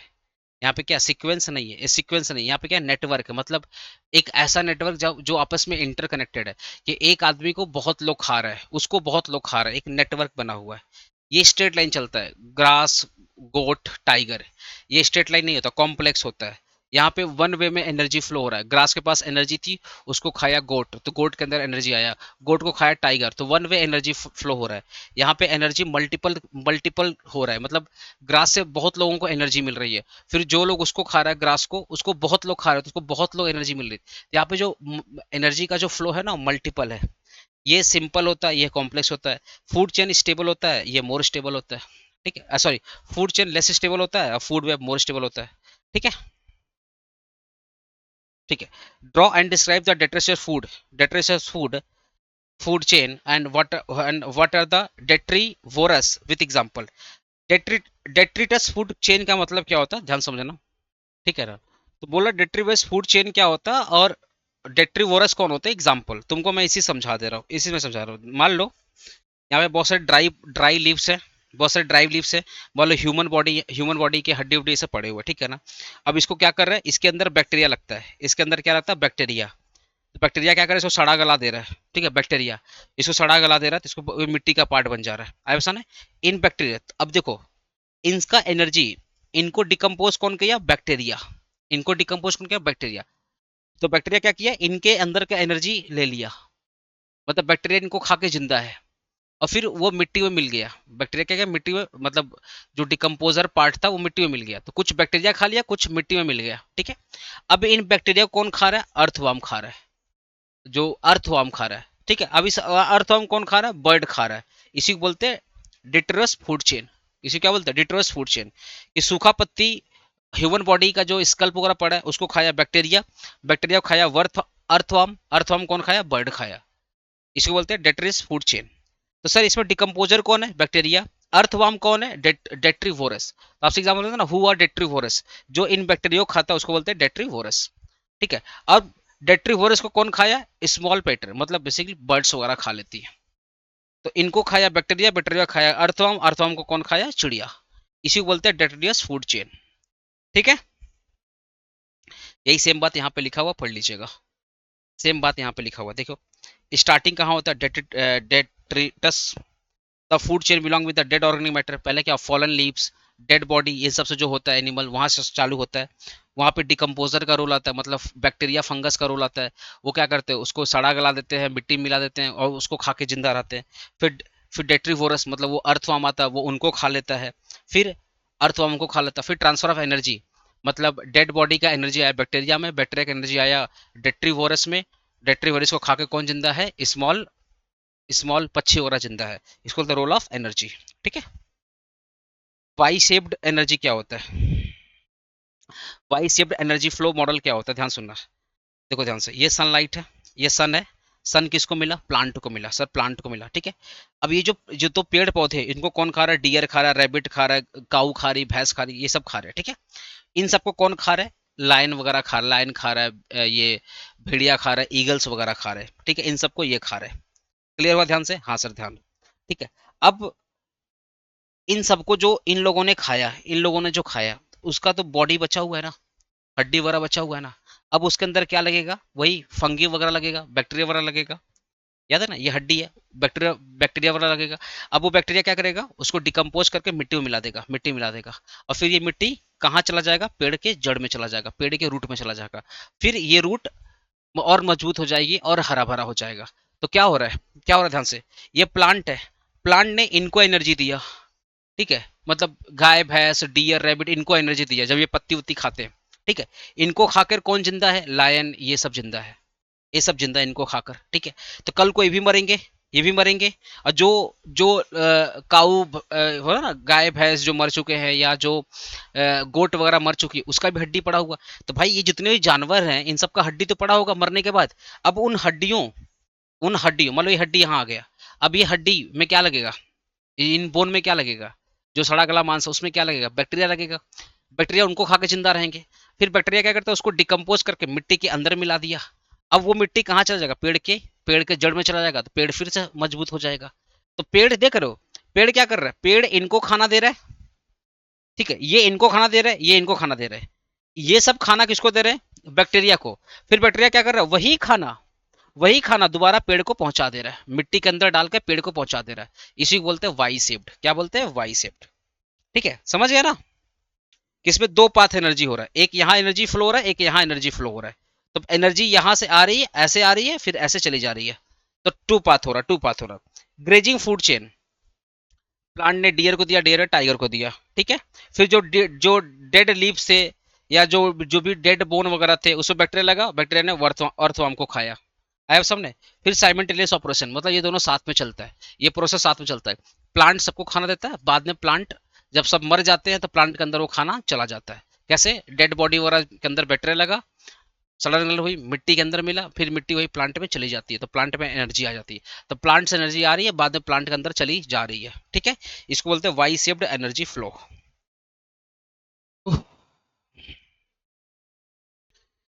चलो, इकोलॉजिकल पैरामिड क्या होता है? देखो ध्यान से, ये क्या है? इसको पिरामिड बोलते हैं, पिरामिड बोलते हैं, इसको पिरामिड बोलते हैं। ठीक है। ये ग्रास है। ठीक है। ग्रास ग्रास बहुत ज्यादा होती है, आपको पता है। उसको खाने वाले बहुत कम लिमिटेड है, इनको खाने वाले और लिमिटेड है, और इनको खाने वाले और लिमिटेड है। तो ग्रास बहुत ज्यादा होती है। मान लो ये 100 ग्रास है, इसको खाने वाले मान लो 10 लोग हैं, ये रैबिट वेबिट। फिर 10 को खाने वाले मान लो 5 है, इन 5 को खाने वाले मान लो 3 है। इसी को अपने बोलते हैं पिरामिड, इसी को क्या बोलते हैं? पिरामिड। ठीक है ना? अब ग्रास के पास एनर्जी बहुत ज्यादा है, हमारे यहाँ अंदर भी जो एनर्जी है वो तो प्लांट प्लांट और एनिमल खा के तो हम जिंदा है ना। तो ग्रास के अंदर बहुत एनर्जी है। फिर ग्रास करता है, एरो देख रहे हो, ग्रास क्या करता है? अपना एनर्जी इनको देता है। फिर ये इनको खा करके ये लोग जिंदा है, तो ये इन लोगों ने अपना एनर्जी सांप को दिया। सांप को खा के ईगल जिंदा है, तो सांप की जो एनर्जी है वो ईगल में चली गई। ठीक है। तो यहाँ पे एनर्जी ज्यादा है, यहाँ पे एनर्जी कम है, यहाँ और भी कम है, यहाँ और भी कम है। दैट इज वाई पिरामिड बन गया। इसी को बोलते हैं पिरामिड। ठीक है ना? अब पिरामिड नंबर क्या होता है? पिरामिड नंबर मतलब यहाँ पे क्या बोला, pyramid number shows the number of organisms at each level. यहाँ पे बहुत ज्यादा नंबर ऑफ ऑर्गेनिज्म है, यहाँ पे बहुत ज्यादा, यहाँ पे मतलब हर एक स्टेज में कितने हैं, यहाँ पे नंबर ऑफ जीव जंतु बहुत ज्यादा है, मतलब यहाँ पे पेड़ पौधे बहुत ज्यादा है, यहाँ उससे कम, यहाँ उससे कम, यहाँ उससे कम। ठीक है, इसको बोलते हैं पिरामिड नंबर्स। एक होता है पिरामिड ऑफ बायोमास। बायोमास मतलब होता है total mass of organism at each level. मतलब इसके क्या है, इन दोनों का मतलब एक ही है कि यहाँ पे पॉपुलेशन ज्यादा है, उससे पॉपुलेशन यहाँ कम है, यहाँ कम है, यहाँ कम है। ठीक है, यहाँ देखो ना बहुत ज्यादा प्लांट है, इससे कम, इसको खाने वाले कम लोग हैं, इसको खाने वाले कम लोग हैं। ग्रास को खाने वाले, मान लो ग्रास अगर 100 है तो खाने वाले कितने हैं, 20 है। इनको खाने वाले कितने, 10 है। इनको खाने वाले कितने, 5 है। तो पिरामिड नंबर और पिरामिड बायोमास का ऑलमोस्ट मतलब यही है कि हर एक लेवल पर कितनी पॉपुलेशन है, और हर एक पॉपुलेशन को खाने वाले कितने लोग हैं। जैसे इसकी पॉपुलेशन बहुत ज्यादा है, इसको खाने वाले उससे भी कम है, फिर इनको खाने वाले उससे भी कम है, फिर इनको खाने वाले इससे भी कम है। ठीक है, इसको बोलते हैं pyramid number and pyramid biomass. Energy, इसकी एनर्जी ज्यादा है क्योंकि ऑब्वियसली प्लांट पौधा में एनर्जी बहुत ज्यादा होता है, इसकी एनर्जी सबसे ज्यादा है। ये क्या किया, अपना एनर्जी इनको दिया तो इनकी एनर्जी ऑब्वियसली कम ही होगी प्लांट के कंपेयर में। फिर इन लोगों को खा करके सांप जिंदा है तो सांप के पास एनर्जी उससे भी कम होगी। सांप को खा के ईगल जिंदा तो ईगल पास एनर्जी उससे भी कम होगी। इसको बोलते हैं पिरामिड्स ऑफ एनर्जी। क्या बोलते हैं, पिरामिड्स ऑफ एनर्जी। कि यहाँ पे एनर्जी ज्यादा है, फिर ये और भी कम एनर्जी हुई, फिर यहाँ और भी कम हुआ, यहाँ और भी कम हुआ। ठीक हुआ। Trophic level, each level in the pyramid represent the trophic level as producer, composer and decomposer. हर एक लेवल पर ये प्रोड्यूसर है, ठीक है, ये प्रोड्यूसर है, ये कंज्यूमर है। ठीक है, फिर इन्हीं कंज्यूमर को खा हुआ करके फिर क्या होगा, डिकम्पोजर होगा। तो हर एक लेवल पे क्या है, ट्रॉफिक है। ट्रॉफिक है, क्या बोल रहा है, trophic level, each level in the pyramid represent the trophic level. हर एक लेवल को क्या बोलते हैं, ट्रॉफिक लेवल बोलते हैं। ठीक है, नेक्स्ट क्या, नेक्स्ट क्वेश्चन देखो, energy flow in ecosystem. Energy कैसे फ्लो करती है, सिंपल बात है, खाना बनाया, खाना से कौन प्लेंट, पेड़ पौधे। ठीक है, पेड़ पौधे कौन खाया, डियर खाया, डियर को कौन खाया, लायन खाया, लायन कौन खाया, कल को लायन मरेगा तो ये मिट्टी में मिल जाएगा, कैसे, कैसे, इनका जो हड्डी वड्डी रहेगा वो बैक्टीरिया लोग डिकम्पोज कर देगा। ओके, जो हिरन है, जो मर गया हिरन, उसका भी जो हड्डी वड्डी जो मांस वगैरह है उसके अंदर क्या लगेगा, बैक्टीरिया लगेगा। फिर बैक्टीरिया उसको खाकर जिंदा रहेगा, फिर बैक्टीरिया क्या करेगा, उसको मिट्टी में मिला देगा, जो भी हड्डी वड्डी उसको मिट्टी में मिला देगा। फिर बैक्टीरिया कौन खाएगा, डेट्रीहोरस, फिर इसको कौन खाएगा, चिड़िया खाएगा। प्लस जो मिट्टी में मिला हुआ वो पेड़ पौधा में चला जाएगा। इसी को बोलते हैं एनर्जी फ्लो इन इकोसिस्टम। पूरा एनर्जी प्लस जो भी पेड़ पौधे से एनर्जी आ रहा है वो हम खा के जिंदा है, हम खा के जिंदा है। तो एनर्जी मिला सन से, इसलिए सन, इसलिए बोलते हैं ना sun is the source of all energy. Sun से एनर्जी मिला प्लांट को, इसको इससे एनर्जी मिला, फिर इसको इससे एनर्जी मिला, इसको इससे एनर्जी मिला। ठीक है, अब जो भी एनर्जी यहाँ पे था वो प्लांट के रूट में चला गया, फिर प्लांट को एनर्जी मिल गया।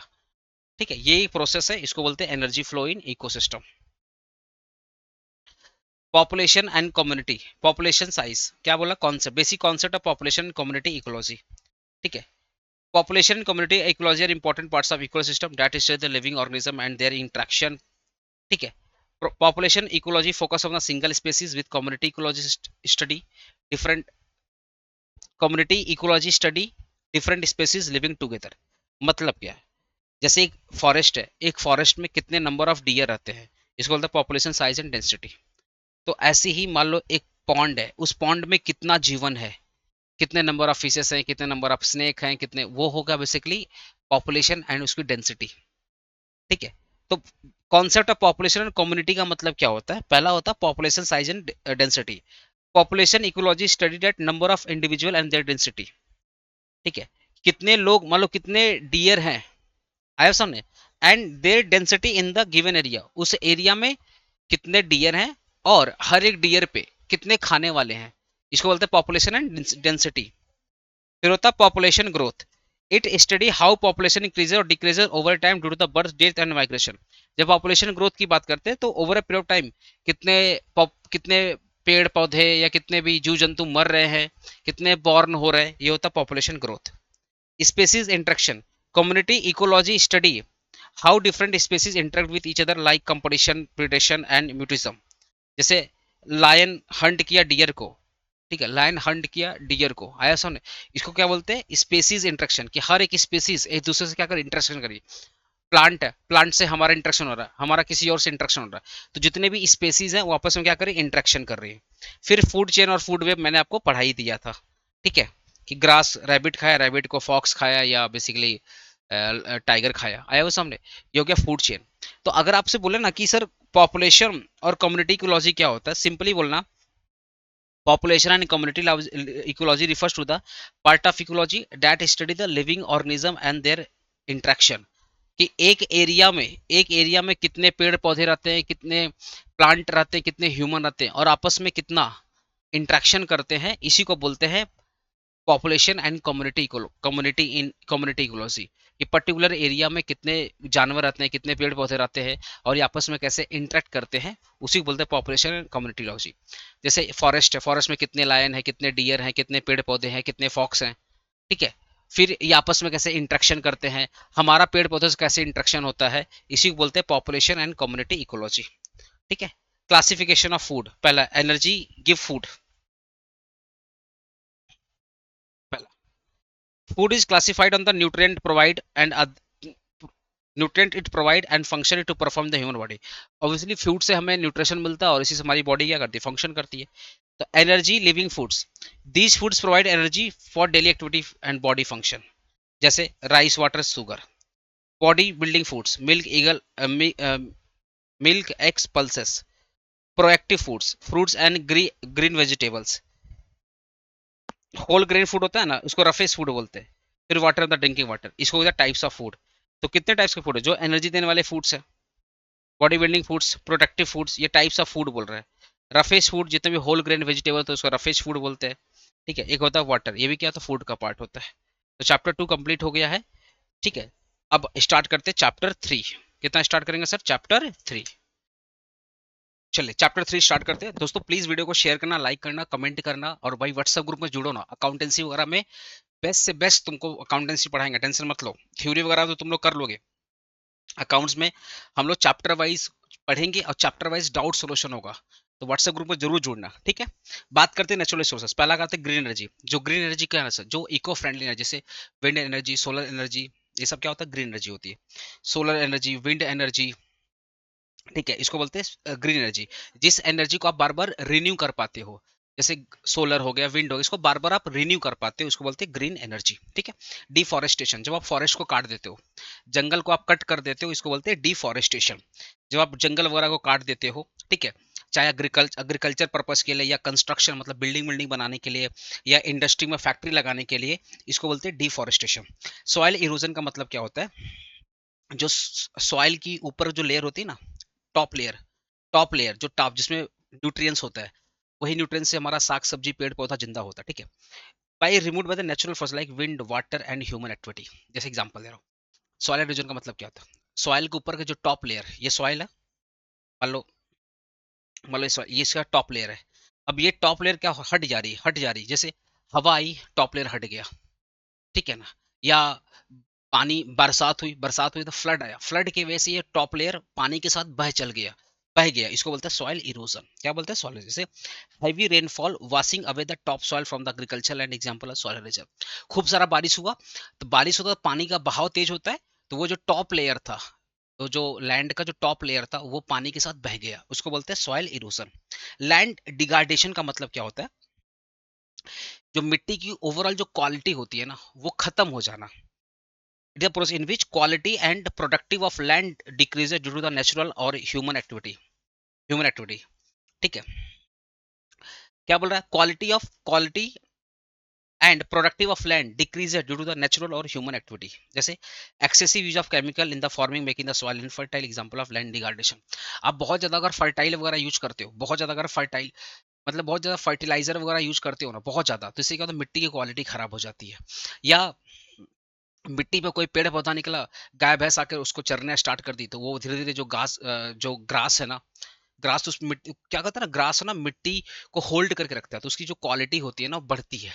लेकिन अगर ग्रास होगा या पेड़ पौधे हो गए, गाय भैंस आई उसको चर गई, तो पूरा खत्म हो गया मिट्टी, तो मिट्टी क्वालिटी उससे भी खराब हो जाती है। तो over a period of time जो मिट्टी की क्वालिटी खराब हो जाना, इसको बोलते हैं लैंड डिगार्डेशन, ठीक है ना, डिगार्डेशन। आया समझ।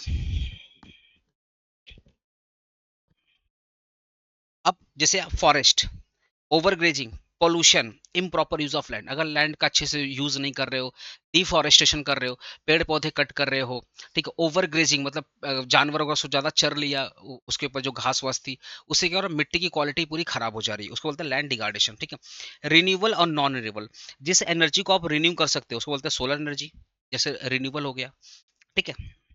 असल नॉन रिन्यूएबल क्या हो गया, कोयला पेट्रोल, इसको आप नॉन रिन्यूएबल, मतलब यहाँ पे नॉन रिन्यूएबल का मतलब ये नहीं होता कि रिन्यू नहीं होगा, होगा लेकिन 100 साल 2 साल में होगा, क्योंकि कोयला एक बार जल गया ना, तो उसको दोबारा कोयला बनने में 50 साल लगेगा, 100 साल लगेगा, तो इसको बोलते हैं नॉन रिन्यूएबल। तो रिन्यूअल मतलब क्या है, ऐसा एनर्जी जो बार बार रिन्यू कर सकते हैं, कम टाइम में बार बार आप उसको रिन्यू कर पाएंगे, उसको जैसे सोलर एनर्जी हो गया, विंड एनर्जी हो गया।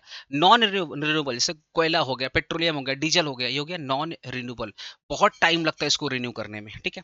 नेचुरल रिसोर्स अकाउंटिंग, एक जंगल है, एक जंगल है, उसमें आपने पेड़ पौधे कितने कट किए, कितने जानवर उसके अंदर हैं, कितने जानवर मर चुके हैं, कितने जानवर उसके उस जंगल में दोबारा मतलब पैदा हुए, आया सुन, किस टाइप की स्पेसीज वहां पे रहती है, किस टाइप के बर्ड वहां पे रहते हैं, इसको बोलते हैं natural accounting, natural resource accounting.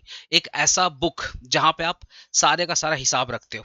Measuring and recording the use, क्या बोला, measuring and recording the use and depletion and value of natural resource like water, forest and mineral and land.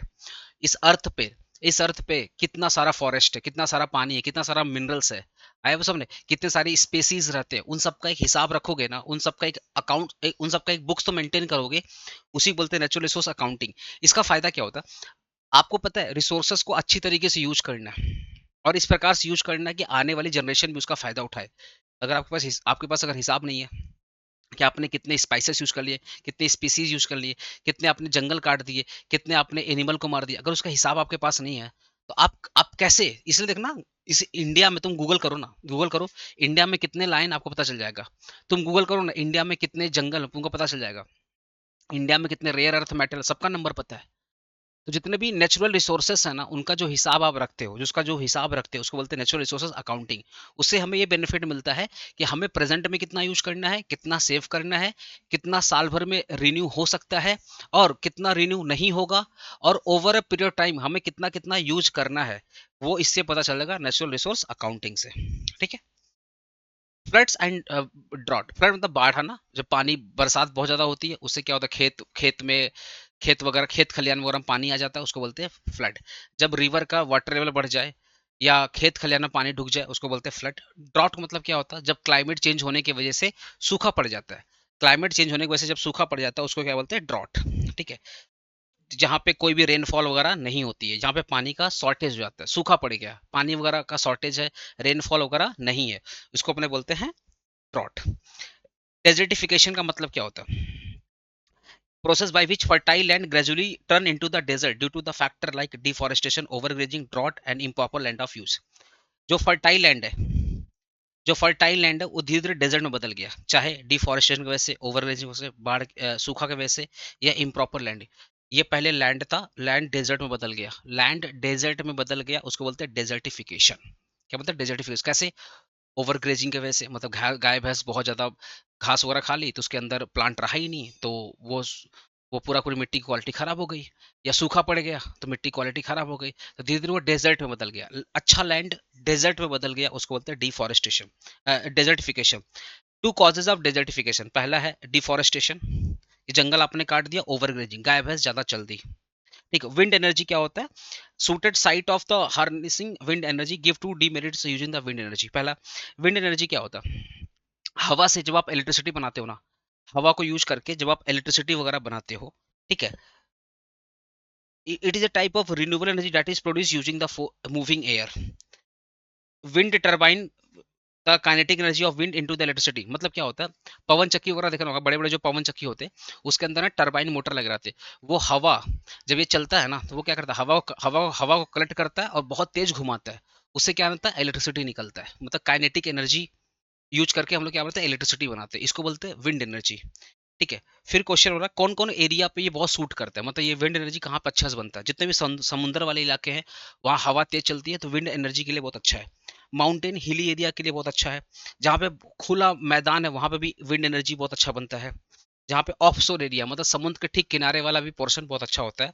और ऐसे एरिया जहाँ पे नेचुरली हवा बहुत तेज होती है, वहाँ पे विंड एनर्जी बहुत अच्छा होता है। डीमेरिट क्या है, हवा की जो सप्लाई होती है वो रेगुलर नहीं होती, कभी ज़्यादा होती कभी कम होती है, तो पहला लिमिटेशन। दूसरा बहुत हाई कॉस्ट होता है, ये जितने भी पवन चक्की वगैरह है ना, उनको लगाने में बहुत ज़्यादा कॉस्ट लगता है। ठीक है, अल्टरनेटिव सोर्स ऑफ एनर्जी क्या है, पहला solar energy, wind energy, hydro electric energy. ठीक है, डिफरेंट अल्टरनेटिव क्या है कि हम विंड एनर्जी यूज कर सकते हैं, वो रिन्यू है, हम सोलर एनर्जी यूज कर सकते हैं, वो रिन्यू है। हाइड्रोलिक मतलब क्या है, डैम वगैरह नदी में बांध डैम वगैरह बना करके पानी को स्टोर करके हम उससे भी इलेक्ट्रिसिटी बना सकते हैं। ठीक है, एक होता है बायोमास एनर्जी, जितना भी कचरा होता है ना, जितना भी काऊ डंक वगैरह होता है, उसको भी स्टोर करके उसको भी मतलब गोबर गैस बोलते हैं ना, उसको भी स्टोर करके हम नेचुरल गैस बना सकते हैं, उसको तो बायोमास एनर्जी। एक होता है जियो थर्मल एनर्जी, जो लैंड होता है ना, लैंड का जो अर्थ होता है, अर्थ का जो हीट होता है, उस हीट को यूज करके भी हम एनर्जी बना सकते हैं, उसको बोलते हैं जियोथर्मल एनर्जी। अफोरेस्टेशन और डिफोरेस्टेशन क्या होता है, मैं ऐसे बता दे रहा हूँ, तुम समझ जाएगा। अफोरेस्टेशन का मतलब क्या होता है, देखो अफोरेस्टेशन का मतलब क्या होता है कि जंगल को लगाना, पेड़ पौधों को लगाना, इससे क्या होगा, क्लाइमेट अच्छा होगा, अर्थ हरा भरा रहेगा, तो हमारे लिए अच्छा है। डिफोरेस्टेशन मतलब क्या होता है, जंगल को कट कर देना, क्लाइमेट पूरा बेकार हो जाएगा, इन्वायरमेंट खराब हो जाएगा, गर्मी बढ़ जाएगा, इसको बोलते हैं डिफोरेस्टेशन। क्या बोलते हैं, डिफोरेस्टेशन। ठीक है, बार बार पता है, इतना फोन आ रहा है ना, मतलब बिलीव नहीं करो, पढ़ाने में बहुत दिक्कत हो रहा है। नया प्लांट करना, एफोरेस्टेशन, प्लांट को कट कर देना, डिफोरेस्टेशन। ठीक है, फॉरेस्ट को बढ़ाना, एफोरेस्टेशन, फॉरेस्ट को कम कर देना, जंगल वाला काट देना, डिफोरेस्टेशन। इससे क्या होता है, क्वालिटी बढ़ती, एयर क्वालिटी बढ़ती, इससे एयर डिफोरेस्टेशन क्या होता है, एयर क्वालिटी कम हो जाती है। ये क्या करता है, सॉइल इरोजन, मतलब मिट्टी की जो कटाव होती है ना, मिट्टी कट जाती है, कट के बह जाती है, वो प्लांट क्या करता है, मिट्टी को होल्ड कर रखता है, तो ये क्या करता है, मिट्टी को होल्ड करके रखता है, और ये मिट्टी इरोजन करता है, मिट्टी सॉइल इरोजन करता है, मतलब पेड़ पौधे कट करोगे ना, मिट्टी भी बह करके आगे चल जाएगी। सब समझ रहे हो, मतलब वो डेजर्ट में बदल जाएगा, या उसके अंदर मिट्टी बदल जाए, पानी, उसके बाद नदी आ जाएगा, तो मिट्टी कहाँ रहेगा फिर। ठीक है, ये क्या करते हैं, एनिमल भाई पेड़ पौधे लगेंगे तो एनिमल को प्रोटेक्ट करेगा, ये क्या करता है, एनिमल को डिस्ट्रॉय करता है, हैबिटेट को डिस्ट्रॉय कर देता है। ठीक है, अल्टरनेटिव एनर्जी क्या होता है, पढ़ लिए ना, solar, wind, hydro electric, biomass, geothermal, पढ़ लिए हम लोग। ठीक है, अल्टरनेटिव और नॉन कन्वेंशनल को अपने बोलते हैं, अल्टरनेटिव और नॉन कन्वेंशनल एनर्जी को अपने क्या बोलते हैं, solar energy, wind energy, hydro electric energy, biomass energy, geothermal energy. ठीक है, what are the what are the benefits and importance of natural resource accounting. हम लोग हिसाब उसाब क्यों करते हैं, पहला, अगर हिसाब अच्छा रहेगा तो हम लोग जो भी नेचुरल रिसोर्सेस है उसको अच्छे से मैनेज कर पाएंगे, सस्टेनेबल डेवलपमेंट को सपोर्ट कर पाएंगे, पॉलिसी मेकिंग मतलब लॉ बनाने में बहुत मदद मिलेगा, और इन्वायरमेंटल लॉस को रोक पाएंगे। ठीक है, लैंड डिग्रेडेशन क्या होता है, इसका कारण क्या, पहला, अगर आपने फॉरेस्ट फॉरेस्ट अगर खत्म कर दोगे, लैंड की क्वालिटी खराब हो जाएगी, लैंड बेकार हो जाएगा, धीरे धीरे वो डेजर्ट में बदल जाएगा। ओवर ग्रेजिंग, गाय भैंस बहुत ज्यादा अगर चलेंगे तो मिट्टी क्वालिटी, बहुत ज्यादा चलेंगे तो मिट्टी की क्वालिटी क्या खराब हो जाएगा। इम्प्रॉपर एग्रीकल्चर प्रैक्टिसेस, अगर आप बहुत ज़्यादा फर्टिलाइजर वगैरह यूज करोगे तो मिट्टी की क्वालिटी खराब हो जाएगा। इंडस्ट्रियल एक्टिविटी, आप बहुत ज़्यादा केमिकल और इंडस्ट्रियल वेस्ट लैंड में डाल दोगे तो उसका ओवरऑल मिट्टी क्वालिटी क्या होगा, खराब हो जाएगा, तो मिट्टी अपना क्वालिटी भूल जाएगा, मिट्टी जो फर्टाइल है ना वो इनफर्टाइल हो जाएगा, तो जो पेड़ पौधे, जो सब साग सब्जी निकलने वाले वो नहीं निकलेंगे। ठीक है, माइनिंग एक्टिविटी क्या करते हैं बेसिकली, आप वेजिटेबल, अगर आप बहुत ज़्यादा माइनिंग करोगे, बहुत ज़्यादा होता है ना, मिट्टी को खोद के बहुत ज़्यादा नेचुरल रिसोर्स निकालने की कोशिश करोगे, तो मिट्टी क्वालिटी क्या होगा, खराब हो जाएगा, क्योंकि अपर लेयर में ही न्यूट्रिशन होता है। अगर उसको खोद के फेंक दोगे तो अपर लेयर तो डिस्टर्ब हो गई, जब अपर लेयर डिस्टर्ब हो जाएगी, तो आप अपर लेयर डिस्टर्ब हो जाएगी तो आपका ओवरऑल क्या होगा, लैंड की क्वालिटी खराब हो जाएगा। ठीक है, discuss the briefly potential of biomass as an alternative energy source, write a short note on desertification and OTEC। ठीक है, अल्टरनेटिव क्या क्या है, अल्टरनेटिव क्या, सोलर एनर्जी है, विंड है, हाइड्रो इलेक्ट्रिक है, बायोमास एनर्जी, अल्टरनेटिव हो गया। ठीक है, डेजर्टिफिकेशन क्या है, आपको पता है, डेजर्टिफिकेशन डेजर्ट में कन्वर्ट होना। ठीक है, इज फर्टाइल लैंड धीरे धीरे किस में बन जाती है, डेजर्ट में बन जाती है। जो फर्टाइल लैंड है, जो सही मिट्टी है, वो धीरे धीरे डेजर्ट में बदल जाती है, कैसे, डेजर्टिफिकेशन के वजह से, सॉरी, डेजर्ट, जो फर्टाइल लैंड है वो डेजर्ट में बदल जाती है, कैसे, धीरे धीरे मिट्टी क्वालिटी खराब होती है, जैसे फॉर एग्जांपल आप मिट्टी को है ना, मिट्टी को आप खराब कर रहे हो, केमिकल पोल्यूशन फर्टिलाइजर के वजह से, जंगल वंगल काट दे रहे हो, इसकी वजह से मिट्टी क्वालिटी खराब हो रहा है, तो जो मिट्टी है वो डेजर्ट में बदल जा रही है, उसको बोलते हैं डेजर्टिफिकेशन। कॉजेस क्या है, पहला, जंगल काटना, ओवर ग्रेजिंग, गाय भैंस ज्यादा घास को खा लिया, और improper land use, proper land को अच्छे तरीके से यूज नहीं कर रहे। दूसरा क्या, सॉइल डिग्रेडेशन, ठीक है, use of land and loss of nutrition reduce the soil quality and fertility. आप पता है एक एक जो लैंड होता है ना, अगर उस लैंड को तुम बहुत ज्यादा यूज करोगे तो धीरे धीरे धीरे लैंड अपनी पावर को खो देता है, इसको बोलते हैं सॉइल डिग्रेडेशन, ठीक है। वाटर स्कैरसिटी, कॉजेस बोल रहे हैं, water scarcity, lack of rainfall and poor water management, इससे भी क्या होता है, डेजर्टिफिकेशन हो जाता है, ठीक है। अब हम लोग चैप्टर 4 स्टार्ट कर रहे हैं, which is biodiversity and conservation. चलिए, पहला क्वेश्चन है, बायोडाइवर्सिटी क्या होता है। जो बायोडाइवर्सिटी मतलब क्या होता है, अर्थ पे बहुत सारे प्लांट है, बहुत सारे एनिमल्स है, बहुत सारे प्लांट है, जीव जंतु है, एनिमल्स है, बहुत सारे छोटे मोटे जीव जंतु हैं, बहुत सारे नेचुरल गैसेस है, इसी को अपने बोलते हैं बायोडाइवर्सिटी। जो प्लांट पे क्या डिफरेंट डिफरेंट स्पेसीज है, प्लांट का, एनिमल्स का, उसको बोलते हैं बायोडाइवर्सिटी। बायोडाइवर्सिटी हॉट स्पॉट का मतलब क्या होता है, एक ऐसा पर्टिकुलर एरिया जहाँ पे बहुत सारे स्पेसीज रहते हैं, चाहे वो प्लांट के हो चाहे एनिमल को हो, उसको बोलते हैं बायोडाइवर्सिटी हॉट स्पॉट। और ऐसी ऐसी स्पेसीज होती है ना, सिर्फ वहीं पाई जाएंगी और कहीं नहीं पाई जाएंगी।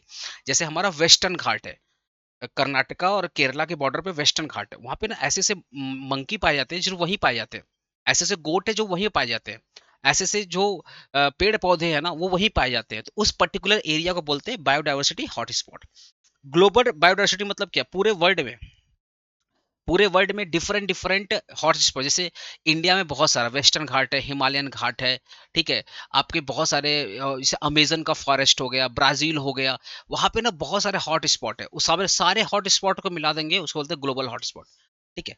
तो क्या होगा, global biodiversity hotspot are the specific region around the world that have very high diverse biodiversity with many unique endemic species and are under the serious threat due to the human activity. तो बहुत सारी ऐसी species है जो या तो खतरे में, या तो बहुत यूनिक है, या बहुत सारी स्पेसीज खत्म हो चुकी हैं। तो डिफरेंट डिफरेंट जगह पे डिफरेंट डिफरेंट स्पेसीज है, ऐसे करके वर्ल्ड में बहुत जगह, जैसे इंडिया में 4-5 है, पूरे वर्ल्ड में ऐसे बहुत जगह है, तो सारे को मिला दोगे ना तो उसको बोलते हैं ग्लोबल बायोडाइवर्सिटी हॉटस्पॉट। बोल रहे to mega diversity country accept India, India के अलावा ब्राजील और इंडोनेशिया, यहाँ पर भी बहुत सारे बायोडाइवर्सिटी हॉटस्पॉट, जैसे इंडिया में बहुत जगह है ना, साउथ में है, नॉर्थ में है, ईस्ट में, वेस्ट में, वैसे ब्राजील और इंडोनेशिया में बहुत सारे हैं। क्या बोल रहा है, what is biogeographic zone of India, biogeographic zone of India मतलब क्या है, कि जहां पे ऐसे पेड़, मतलब इंडिया है ना, इंडिया के चारों तरफ, नॉर्थ ईस्ट वेस्ट, चारों तरफ इंडिया के डिफरेंट डिफरेंट प्लांट है, डिफरेंट डिफरेंट स्पेसीज है, डिफरेंट डिफरेंट एनिमल है, डिफरेंट डिफरेंट बर्ड है, इसलिए इंडिया, इसीलिए बोलते हैं इसको बायोजोग्राफिक बोलते हैं, क्या बोलते हैं, बायोजोग्राफिक जोन ऑफ इंडिया, ठीक है। तो ये जो बायोजोग्राफिकल जोन होते हैं ना, वो डिवाइडेड होते हैं, वो सारे जोन डिवाइडेड होते हैं किस बेसिस पर, on the basis of climate, soil, vegetation and wild life. तुम बताओ ना, साउथ का जो क्लाइमेट है क्या नॉर्थ का सेम है, क्या ईस्ट का सेम है, नहीं ना। तो ये डिवीजन अलग अलग, वेस्टर्न घाट का जो क्लाइमेट है, हिमालयन हिमालयन ईस्टर्न जोन, जो हिमालयन घाट का जो क्लाइमेट है, जो उड़ीसा साइड का क्लाइमेट है, क्या सेम है, उधर का जो मिट्टी है और इधर का जो मिट्टी, क्या वो सेम है, नहीं ना। तो हम लोग क्या करते हैं, अलग अलग जोन को डिवाइड करते हैं on the basis of soil, on the basis of vegetation, on the basis of बोल सकते हैं क्लाइमेट, इसी को अपने बोलते हैं बायोजोग्राफिकल जोन। ऐसे करके इंडिया में बहुत सारे जोन है, बहुत सारे जोन है, जैसे हिमालयन जोन है, डेजर्ट है, वेस्टर्न घाट है, कोस्टल रीजन है, जिसका डिवीजन ही हुआ है on the basis of soil, vegetation, climate, overall बोल सकते हैं फॉरेस्ट, ठीक है। अब जैसे अब तुम थार का रेगिस्तान देखो, वहां पानी वनी है ही नहीं है, तो वहां का मिट्टी क्वालिटी अलग है, इधर का मिट्टी क्वालिटी अलग है। तो अलग अलग चीज, अलग अलग जोन बनाए गए हैं क्लाइमेट के हिसाब से, वेजिटेशन के हिसाब से, और बेसिकली बोल सकते हैं रेनफॉल के हिसाब से और टेम्परेचर के हिसाब से, उसको बोलते हैं biogeographical zone. Name two endemic species in India, Nilgiri tahr और लायन टेल्ड, नीलगिरी था, मतलब माउंटेन, ये दोनों पाए जाते हैं वेस्टर्न घाट में, ऐसे ऐसे ये होगा माउंटेन गोट बोलते हैं इसको, नीलगिरी था मतलब माउंटेन गोट होते हैं जो खतरे में है, जो बहुत रेयर है, जो वेस्टर्न घाट में पाए जाते हैं, और होता है ना इनकी स्पीसीज खतरे में है। लायन टेल्ड मकाऊ होकर ना, ऐसे बंदर होते हैं जो मतलब लायन टेल्ड मकाऊ उसको बोलते हैं, ऐसे यूनिक बंदर, बहुत अलग स्पेसीज होती हैं इनके, ये भी वेस्टर्न घाट में पाए जाते हैं, इनकी भी जो स्पेसीज होती है वो खतरे में है, ठीक है। रामसर वेटलैंड हमारे बोला, name two Ramsar wetland, Chilka lake और Keoladeo national park. Chilka lake आपका क्या है, उड़ीसा में है, और कियोडो नेशनल पार्क आपका ये राजस्थान में है। यहाँ पे क्या है ना, बहुत सारे डिफरेंट डिफरेंट बर्ड्स हैं जो बाहर से आती हैं। मतलब दुनिया के जितने भी बर्ड्स वगैरह है ना, बर्ड्स वगैरह हैं वो यहाँ पे आती हैं। तो बेसिकली बहुत फेमस है दो जगह, चिल्का लेक और कियोटो नेशनल पार्क, जो इंडिया के बहुत फेमस वेटलैंड है, जहाँ पे डिफरेंट डिफरेंट टाइप के बर्ड्स आते हैं माइग्रेट होकर के, कुछ महीने रहते हैं वापस चले जाते हैं। ठीक है। पैरासाइट विद एग्जांपल, पैरासाइट का मतलब क्या होता है, जैसे देखो ना, हमारे हमारे जो इंटेस्टाइन होते हैं, पेट के अंदर ना बहुत सारे जीव जंतु हैं, जीव जंतु, बहुत सारे माइक्रो ऑर्गेनिम्स हैं, बहुत सारे इन्फेक्शन वाले बैक्टीरिया होते हैं। आपके पेट में देखना दर्द वर्द जब होता है तो आपको एंटीबायोटिक वगैरह दिया जाता है, वो क्या होता है, पैरासाइट्स होते हैं। वो सारे पैरासाइट्स को कौन खाता है, देखो यहाँ पे, tape for living the human intestine and taking taking nutrient from the body. तो ये जो टेप वॉर्म है ना, जो पेट के अंदर जो बोलते हैं ना, पेट में कीड़ा पड़ जाता है, वो क्या होता है, पैरासाइट्स होते हैं। ठीक है। वो हमारे ही खाने को, हम जो खाना खाते हैं, वो हमारा ही खाना यूज करके वो जिंदा रहते हैं, उसको बोलते हैं पैरासाइट। तो पैरासाइट क्या होते हैं, जो किसी के ऊपर डिपेंडेंट हो, जैसे देखो, मच्छर काटता है, आपको मलेरिया होता है, मलेरिया क्या, पैरासाइट्स है। मच्छर का बहुत सारा इन्फेक्शन हमारे बॉडी में आ जाता है, वो जितने भी इन्फेक्शन होते हैं ना, वो हमारे ब्लड के वजह से हमारे खाने के ऊपर डिपेंडेंट होते हैं, तब जाके दवाई देते हैं तो वो मर जाते हैं। तो वो पैरासाइट्स को जिंदा रहने के लिए ना, वो ह्यूमन बॉडी का जरूरत पड़ेगा ही पड़ेगा। तो ऐसा जो जो दूसरे पर डिपेंड करता है, जो उसके अंदर ही रहता है, उसको बोलते हैं पैरासाइट्स। ठीक है। Two extant species of bird, मतलब ऐसी स्पेसीज जो खत्म हो चुकी है, डोडो और पैसेंजर पिजन अब ये पाए नहीं जाते। ये ऐसी स्पीसीज है, ऐसे पक्षी हैं जो खत्म हो चुके हैं, अब वर्ल्ड में नहीं है। ठीक है। क्या बोल रहा है, इन सेतु कंजर्वेशन, इन सेतु, और बेसिकली बोलता है एक्स सेतु क्या होता है। इन सेतु का मतलब क्या होता है, जितने भी जंगली जानवर है ना, उनको जंगल में ही रखो।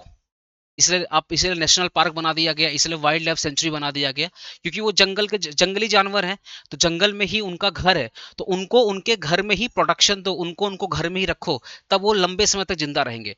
तभी हमारे देश में बहुत सारे नेशनल पार्क हैं, बहुत सारे वाइल्ड लाइफ सेंचुरी है। इसको अपने बोलते हैं इन सेतु कंजर्वेशन। क्या बोलते हैं, इन सेतु कंजर्वेशन।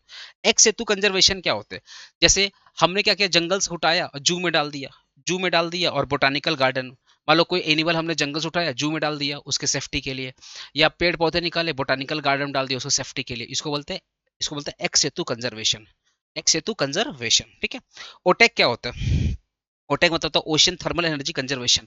ओशियन होता है ना, ओशियन का जो ऊपर वाला पानी होता है, ऊपर वाला पानी वो गर्म होता है, और जो नीचे वाला पानी, जो डीप में होता है, जो नीचे वाला पानी होता है, वो ठंडा होता है। दोनों को यूज करके एक एनर्जी बनाते हैं, दोनों को यूज करके एक एनर्जी बनाते हैं, उसको बोलते हैं इलेक्ट्रिसिटी। तो ओशियन का ठंडा पानी और ओशियन का गर्म पानी, दोनों को मिला करके जो इलेक्ट्रिसिटी बनती है ना, उसको बोलते हैं ओशियन थर्मल एनर्जी कंजर्वेशन। ठीक है। यहाँ पर आते हैं, name two United Nation sustainable development goal. पहला वही, नो पॉवर्टी, क्लीन वाटर, ये तो ऑलरेडी पढ़ चुके थे चैप्टर 1 में। बायोपायरेसी क्या होता है, हमारे यहाँ पे नीम हल्दी, इसकी खोज हमारे देश में हुई थी, पर इसका जो बेसिकली मतलब कॉपीराइट हमारे पास नहीं है।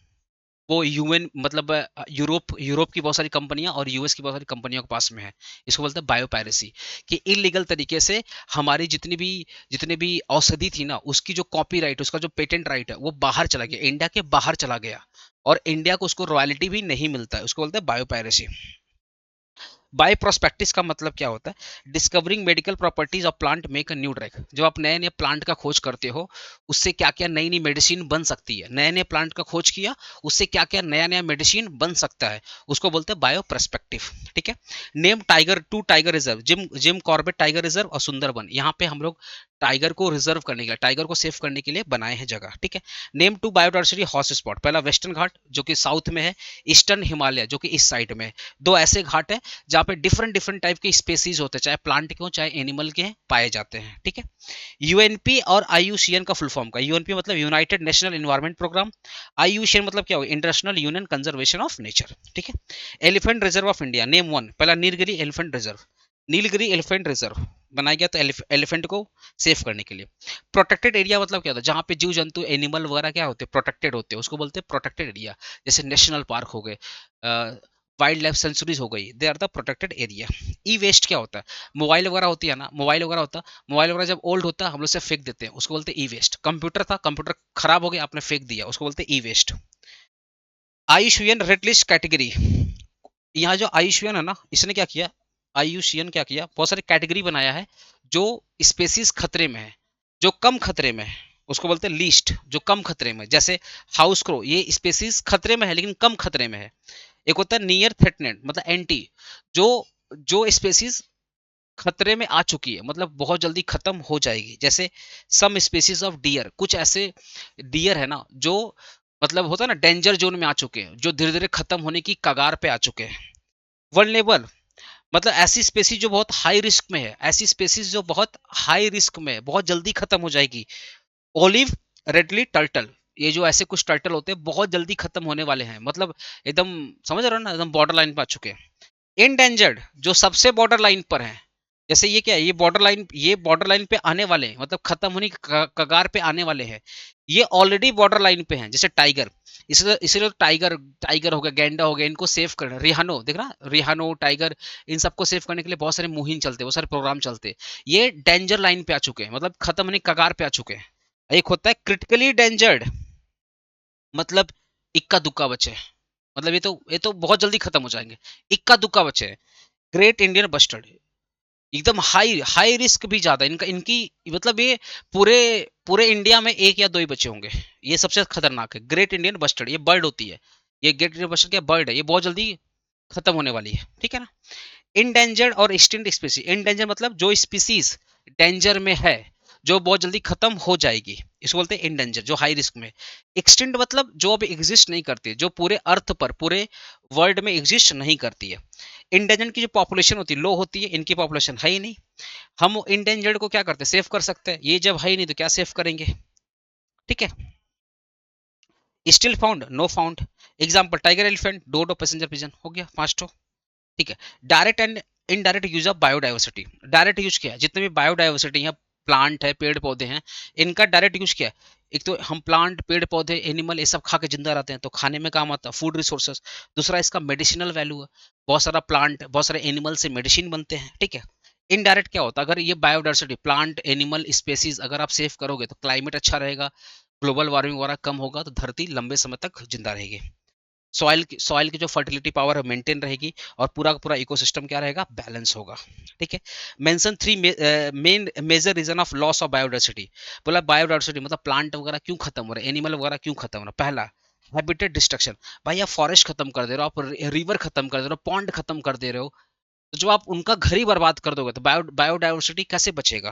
दूसरा का पोल्यूशन, इतना पोल्यूशन होगा तो ना तो इंसान जिंदा रहेगा, ना पेड़ पौधा जिंदा रहेगा।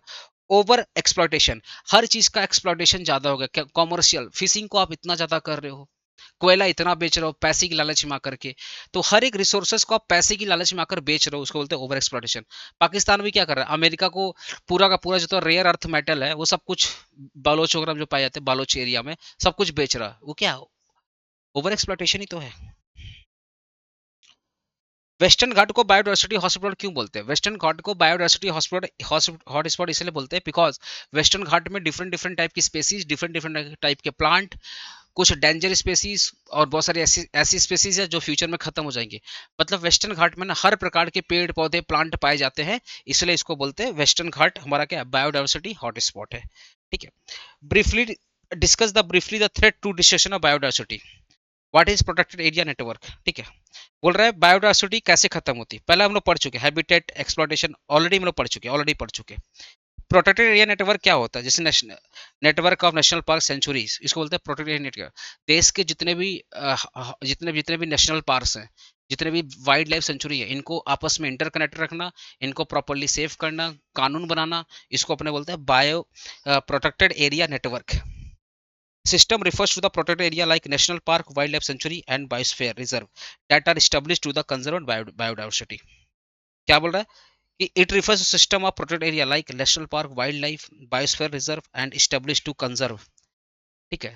तो एनिमल प्लांट को बनाने के लिए हमने क्या बनाया, नेशनल पार्क बनाया, वाइल्ड लाइफ बनाया, बायोस्फीयर रिजर्व बनाया, और बहुत सारे कंजर्व बायोडाइवर्सिटी बनाया। इन्हीं के नेटवर्क को बोलते हैं बायोडाइवर्स प्रोटेक्टेड एरिया नेटवर्क, ठीक है। नेशनैलिटी और मोर्टालिटी का फर्क क्या होता है, नेशनैलिटी मतलब जब बच्चे जन्म लेते हैं वो नेशनैलिटी होते हैं, ठीक है। जब कोई मर जाता है तो मोर्टालिटी होते हैं। नेशनैलिटी क्या करता है, पॉपुलेशन बढ़ाता है, जब कोई मर गया तो पॉपुलेशन को क्या करेगा, कम करेगा, ठीक है। तो ये बर्थ रेट, ये डेथ रेट बताता है, पॉपुलेशन बढ़ाता है, पॉपुलेशन कम करता है। नेशनैलिटी से पता चलता है कि एक सेकंड में कितने बच्चे जन्म हो रहे हैं, मोर्टालिटी मतलब एक सेकंड में कितने लोग मर रहे हैं, ठीक है। ये नया इंडिविजुअल को जोड़ता है पॉपुलेशन में, ये इंडिविजुअल को कम करता है पॉपुलेशन में। इससे क्या होता है, पॉपुलेशन ग्रोथ होता है, और मोर्टालिटी से क्या होता है, पॉपुलेशन कम होती है। ठीक है। Mega diversity country, India is a mega diversity country. India को मेगा डाइवर्सिटी कंट्री क्यों बोलते हैं? इंडिया को मेगा डाइवर्सिटी कंट्री इसलिए बोलते हैं बिकॉज इंडिया में ना डिफरेंट डिफरेंट टाइप की स्पेसीज पाए जाते हैं, डिफरेंट डिफरेंट टाइप के एनिमल पाए जाते हैं, प्लांट पाए जाते हैं। ठीक है, डिफरेंट डिफरेंट टाइप के क्लाइमेट पाए जाते हैं, हर प्रकार का सॉइल पाया जाता है, हर प्रकार का मौसम पाया जाता है। इसलिए इंडिया को बायोडाइवर्सिटी, इंडिया को मेगा बायोडाइवर्सिटी बोलते हैं, बिकॉज यहाँ पे डिफरेंट डिफरेंट टाइप के क्लाइमेट है, डिफरेंट डिफरेंट बर्ड्स हैं, डिफरेंट डिफरेंट टाइप के एनिमल्स हैं, पेड़ पौधे हैं, हर प्रकार की मिट्टी है, हर प्रकार का मौसम है, सुख मतलब डेजर्ट भी है तो नदी नाले भी हैं। ठीक है, कहीं ठंडी है तो कहीं गर्मी है। इसलिए इंडिया को बोलते हैं मेगा डाइवर्सिटी कंट्री। ठीक है। लास्ट चैप्टर है विच इज इन्वायरमेंटल पोल्यूशन। भाई ये रिवीजन था इसलिए जल्दी जल्दी बोल रहा हूँ, ये रिवीजन इसलिए जल्दी बोल रहा हूँ। ठीक है ना। कैसा लग रहा है प्लीज लाइक करो ना, एक वीडियो को लाइक करो ना, शेयर करो ना। अरे 1 मिनट लगता है वीडियो को शेयर करने में। और व्हाट्सएप ग्रुप में ज्वाइन हो जाओ भाई, फ्यूचर में तुमको फायदा मिलेगा व्हाट्सएप ग्रुप ज्वाइन होने से। बोलेगा सर हमेशा फायदा की बात कर, भाई तुम्हारे लिए बनाए है ना। जो भी वीडियो रहेगा तुमको डायरेक्टली पहुंचाएंगे, सारा पीडीएफ तुमको डायरेक्टली पहुंचाएंगे, सब कुछ तो तुम्हारा डायरेक्टली। कल को मैं कुछ भी, चाहे मैं क्रैश कोर्स लॉन्च करूँ फ्री ऑफ कॉस्ट, चाहे मैं पेड वाला लॉन्च करूँ, चाहे मैं मैराथन लॉन्च करूँ, चाहे मैं ऑन ऑन ये कोई भी नोटिस आएगा, सब तो मैं डायरेक्टली पहुंचाऊंगा, सारी इन्फॉर्मेशन मैं तुमको डायरेक्टली पहुंचाऊंगा। तो please be the part of APC family in the WhatsApp. And video को शेयर करो ना, अभी तक शेयर नहीं किया, 1 मिनट लगेगा वीडियो को शेयर करने में। निकालो ना मेरे लिए भी 1 सेकंड निकालो ना, वीडियो को शेयर करो, लाइक करो, और जाते आते कमेंट करके जाना। ठीक है, एक कमेंट करके जाना। सर कार्बन डाइऑक्साइड क्या होता है? देखो एटमॉस्फेयर क्या होता है, एटमॉस्फेयर में ना 7 लेयर है और हर एक लेयर में गैसेस भरी हुई है, तो सारे गैसेस को अपने बोलते हैं एटमॉस्फेयर। ठीक है। कार्बन डाइऑक्साइड क्या होती है, ये एटमॉस्फेयर का पार्ट होता है, ये कलरलेस होता है, ये कलरलेस होता है। ठीक है ना। और जब हम लोग कोई भी बर्निंग फ्यूल्स मतलब हड्डी वड्डी जलाते हैं, पेड़ पौधे जलाते हैं, लकड़ी लकड़ी वगैरह जलाते हैं, ठीक है, या जब डिकम्पोजिशन होता है ऑर्गेनिक मैटर का, जैसे याद है ना वो हड्डी उड्डी जल रही थी, जब बर्निंग फ्यूल्स कोयला वाला जल रहा था, डीजल पेट्रोल जल रहा था, पेड़ पौधे जला रहे थे, जब कोई भी जब जब हम लोग सांस छोड़ते हैं उससे क्या निकलता है, कार्बन डाइऑक्साइड निकलता है। ठीक है ना। ओके। ये बहुत इंपॉर्टेंट है प्लांटेशन के लिए, ये बहुत इंपॉर्टेंट किसके लिए, प्लांटेशन के लिए। ठीक है। सीएफसी क्या होता है, सीएफसी क्या होता है, हमारे एसी रेफ्रिजरेटर में जो गैसेस होती है उसको सीएफसी बोलते हैं। ठीक है। इसी से क्या होता है, एसी वगैरह ठंडा होता है, जो रूम टेम्परेचर ठंडा होता है, फ्रिज ठंडा होता है। ये जो सीएफसी गैस होता है ना, ये निकलता है तो जो ओजोन लेयर होता है ना उसमें अंदर, उसके अंदर होल कर देता है। ओजोन लेयर के अंदर जितने भी गैसेस होती हैं उसको खत्म कर देता है। इसीलिए बोलते हैं सीएफसी बैन कर दिया गया 2004 में, ये जो सीएफसी है इसको बैन कर दिया गया। इसको बोलते हैं क्लोरोफ्लोरोकार्बन्स। ठीक है। O3 क्या होता है, O3 मतलब होता है ओजोन, ओजोन गैस का लेयर अर्थ पे जो ओजोन लेयर का जो गैस बनता है उसको बोलते हैं O3। उसमें ना ऑक्सीजन के 3 एटम होते हैं, ऑक्सीजन कितने एटम होते हैं, 3 एटम होते हैं। ठीक है ना। ये क्या करता है, it is found in upper layer of atmosphere called ozone layer. ठीक है। ये जो ओजोन है ना, ये एटमॉस्फेयर का जो अपर लेयर उसके ऊपर पाया जाता है। ठीक है। एक O3 इंडिया मतलब एक O3 क्या होता है ना, एटमॉस्फेयर के अंदर पाया था, एक होता है बेसिकली जमीन के पास पाया था, वो बताऊंगा बाद में। ये जो O3 है इसमें ऑक्सीजन के 3 आइटम होते हैं, और एटमॉस्फेयर का जो सबसे टॉप लेयर होता है उसके अंदर पाया जाता है। ठीक है। ये क्या करता है, जो सन से जो यूवी रे वगैरह आता है ना उससे हमें बचाता है। अगर वो डायरेक्टली सन का यूवी रे अगर डायरेक्टली हमारे स्किन पड़े ना तो हमें कैंसर हो जाए, स्किन कैंसर हो जाए, हेयर वगैरह खराब हो सकते हैं। तो सन से जो डायरेक्ट रे निकलता है उससे बचाता है हमारा O3। ठीक है। ओजोन होल क्या होता है, ozone hole is a region in the ozone layer where concentration of ozone gas become very low and depleted। ये मान लो ओजोन लेयर है, इसके अंदर एक होल हो चुका है। होल का मतलब क्या है, यहाँ पे जो गैसेस है कम हो गई हैं, जो ओजोन लेयर के अंदर जो गैसेस होती है ना वो कम हो जाती हैं, इसी को बोलते हैं ओजोन होल। ठीक है। PM10 और PM2.5 क्या होता है, डस्ट रोड और कंस्ट्रक्शन। जब डस्ट होता ना, डस्ट फ्रॉम रोड, जब रोड बन रहा है या रोड पे जो गाड़ियां चल रही है उससे जो डस्ट वगैरह निकल रहा है, या जब बिल्डिंग बन रही है, जब फैक्ट्री बन रही है उससे जो डस्ट निकल रहा है, वो क्या करता है, हमारे हमारे नाक में आता है, रेस्पिरेटरी सिस्टम में आता है, और हमारे ओवरऑल लीवर वगैरह को डैमेज कर, लीवर ये रेस्पिरेटरी सिस्टम को, लंग्स वगैरह को डैमेज करने की कोशिश करता है। इसको बोलते हैं PM10। तो PM10 क्या हो गया, ऐसे पर्टिकुलर मैटर होते हैं जिसका डायमीटर जिसका डायमीटर 10 माइक्रो मतलब 10 माइक्रोमीटर 10 mm होता है। ठीक है। PM10 मतलब ऐसे पार्टिकल जिसका डायमीटर 10 mm का होता है। ठीक है। और ये बेसिकली क्या करते हैं ना, देखिए ये नोज में आते हैं, थ्रोट वगैरह मतलब गले वगैरह में चले जाते हैं, जिससे खाना मतलब यहाँ पे इन्फेक्शन, सांस लेने में दिक्कत हो जाती है। ये कहाँ से निकलता है? रोड वगैरह से निकलता है, कंस्ट्रक्शन से निकलता है। पीएम 2.5 मतलब एक ऐसा पार्टिकल है जिसका जो डायमीटर है ना, जिसका जो डायमीटर 2.5 mm है, 2.5 mm है, ठीक है ना। ये बहुत छोटे होते हैं, ये बहुत छोटे और ये ज्यादा खतरनाक होते हैं। जो फैक्ट्री से धुआं निकलता है, जो गाड़ी उड़ी से जो धुआं निकलता है, वो डायरेक्टली हमारे नाक में आता है, हमारे लीवर को खत्म, लीवर हमारे लंग्स को डैमेज करता है। सिगरेट वगैरह में भी यही होता है, 2.5 होता है, जो पूरा लीवर लंग्स को खराब करता है। ठीक है, ये होगा 2.5। Name two secondary air pollutant. पहला हो गया ओजोन 3 एंड पैन। पैन हो गया आपका पैराक्सोटाइल नाइट्रोट, पैराक्सोटाइल नाइट्रोट। ओजोन क्या होता है? Ozone eight ground level is formed when nitrogen oxide and hydrocarbon react in the presence of sunlight. देखो ध्यान से, मैंने बोला ना O3 का दो होता है, एक तो टॉप लेयर, एक होता है अर्थ पे। अर्थ पे क्या होता है? जब सनलाइट वगैरह पड़ता है ना, अर्थ पे जब धूप निकलती है, तो जितने भी नाइट्रोजन डाइऑक्साइड निकलता है, जितने भी ये वैसे हाइड्रोकार्बन होते हैं, जब ये दोनों सनलाइट के संपर्क में आते हैं ना, तो क्या बनाते हैं? O3 बनाते हैं। क्या बनाते हैं? O3 बनाते हैं। और ये बहुत हार्मफुल होता है हमारे लिए, बहुत ये हार्मफुल होता है, और इससे हमारा ब्रीथिंग प्रॉब्लम बहुत ज्यादा होता है। ठीक है, तो नाइट्रोजन वगैरह क्या होता है? जब उसके ऊपर सनलाइट आता है तो O3 बनाता है। O3 जो हमारे जब नाक वगैरह में जाता है तो ब्रीथिंग में बहुत ज्यादा प्रॉब्लम क्रिएट करता है। पैन क्या होता है? It is a reaction of hydrocarbon and nitrogen oxide under the sunlight. ठीक है, it is a major component, वही सेम चीज है। तो O3 और पैन, इससे दो टाइप के केमिकल बनते हैं। जब जब हाइड्रोकार्बन, यहाँ भी हाइड्रोकार्बन, नाइट्रोजन ऑक्साइड, यहाँ भी क्या नाइट्रोजन ऑक्साइड, जब ये दोनों संपर्क में आते हैं ना, तो एक तो O3 बनता है, एक पैन बनता है। दोनों हमारे हेल्थ के लिए क्या होते हैं? बहुत खराब होते हैं। ठीक है, कितने टाइप के एयर पोल्यूशन होते हैं? एक तो इंडोर, एक होते हैं आउटडोर। हमारे घर के अंदर जो एयर पोल्यूशन होता है, जैसे घर के अंदर मान लो खाना वाना बन रहा है, हीटर वीटर चल रहा है, ठीक है, उससे जो एयर पोल्यूशन हो रहा है, खाली खाना वाना जो बन रहा है, बहुत लोग देखना मिट्टी विट्टी का ये मिट्टी का चूल्हा होता है, उसको लकड़ी के अंदर लकड़ी पूरी डाल करके या कोयला से खाना बना रहे हैं, ये हो गया इंडोर पोल्यूशन। आउटडोर तो तुम लोग समझ रहे हैं, गाड़ी वड़ी से जो जल रहा है, आउटडोर पोल्यूशन। लकड़ी उकड़ी जला रहे हो, लकड़ी जला रहे हो, पुआल, एग्रीकल्चर जो प्रोडक्ट होते हैं ना, बाई वेस्ट वगैरह, उसको जला रहे हो, वो सब क्या होता है? आउटडोर पोल्यूशन होता है। ठीक है ना। ग्राउंड वाटर पोल्यूशन क्या हो गया? अब ग्राउंड वाटर पोल्यूशन क्या हो गया? इंडस्ट्री से जो वेस्ट निकला, इंडस्ट्री से जो वेस्ट निकला, वो पानी के अंदर चला गया, पानी के अंदर चला गया तो हो गया ग्राउंड वाटर। एग्रीकल्चर में आपने फर्टिलाइजर डाला, वो फर्टिलाइजर कहाँ? मिट्टी आया। जब बारिश होगा, बस बारिश होगा तो मिट्टी जाएगी, तो मिट्टी के साथ साथ वो फर्टिलाइजर भी जाएगा और पानी में मिल जाएगा, तो पूरा पूरा पानी क्या होगा? खराब हो जाएगा। उसको बोलते हैं ground water pollution. Hazardous waste क्या होता है? जितना भी हॉस्पिटल और इंडस्ट्री से वेस्ट निकलता है ना, जितना भी हॉस्पिटल और इंडस्ट्री से जितना भी वेस्ट निकलता है, they are the hazardous waste. बहुत खतरनाक वेस्ट होता है हमारे लिए, तो चाहे वो डायरेक्ट टच में आए या इनडायरेक्ट टच में आए, वो बहुत खतरनाक होता है। तो हॉस्पिटल और इंडस्ट्री से निकलने वाला जो वेस्ट होता है, उसको बोलते हैं हजार्डस वेस्ट। ठीक है। बायोमेडिकल वेस्ट क्या होता है? जो हॉस्पिटल से वेस्ट निकलता है, तो हॉस्पिटल से दो टाइप का वेस्ट निकलता है, एक निकलता है ड्राई, एक निकलता है बेसिक लिक्विड। जैसे ब्लड हो गया, जितना भी गंदा निकल रहा है, समझ रहे हो ना। तो लिक्विड और ड्राई, इसको जो हॉस्पिटल से निकल रहा है, हॉस्पिटल से निकल रहा है। अब जो इंजेक्शन लगता है, उसका जो इंजेक्शन मतलब जो इंजेक्शन लगता है, सुई वगैरह जो होता है, मरहम पट्टी वगैरह होता है, वो सब क्या है? बायोमेडिकल वेस्ट है, वो उसको टच नहीं करना चाहिए। इसलिए देखना वो लोग ग्लव्स वगैरह पहन करके यूज करता है। ठीक है। नेक्स्ट होता है chemical oxygen, COD। Chemical oxygen demand क्या होता है? सिंपली बता रहा हूँ, ये वाटर में कितना गंदगी है, वाटर में कितना गंदगी है, उसको मेजर करने के लिए यूज किया जाता है। ठीक है ना। हायर COD, अगर COD बहुत ज्यादा है, इसका मतलब वाटर बहुत गंदा है, और COD अगर कम है तो वाटर कम गंदा है। ठीक है।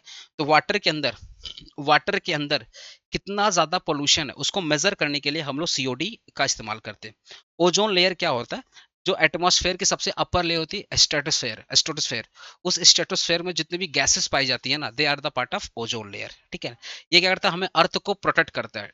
सन की डायरेक्ट लेयर, जो सन की डायरेक्ट लेयर है, उसको रोकता है, क्योंकि अगर डायरेक्ट लेयर आएगा तो स्किन कैंसर, हेयर लॉस, ठीक है ना, बहुत सारे एनिमल, बहुत सारे प्लांट डायरेक्टली मर जाएंगे, बिकॉज इतना ज्यादा गर्मी वो लोग बर्दाश्त नहीं कर पाएंगे। ठीक है। तो ओजोन लेयर क्या करती है? इन सबको प्रोटेक्ट करती है।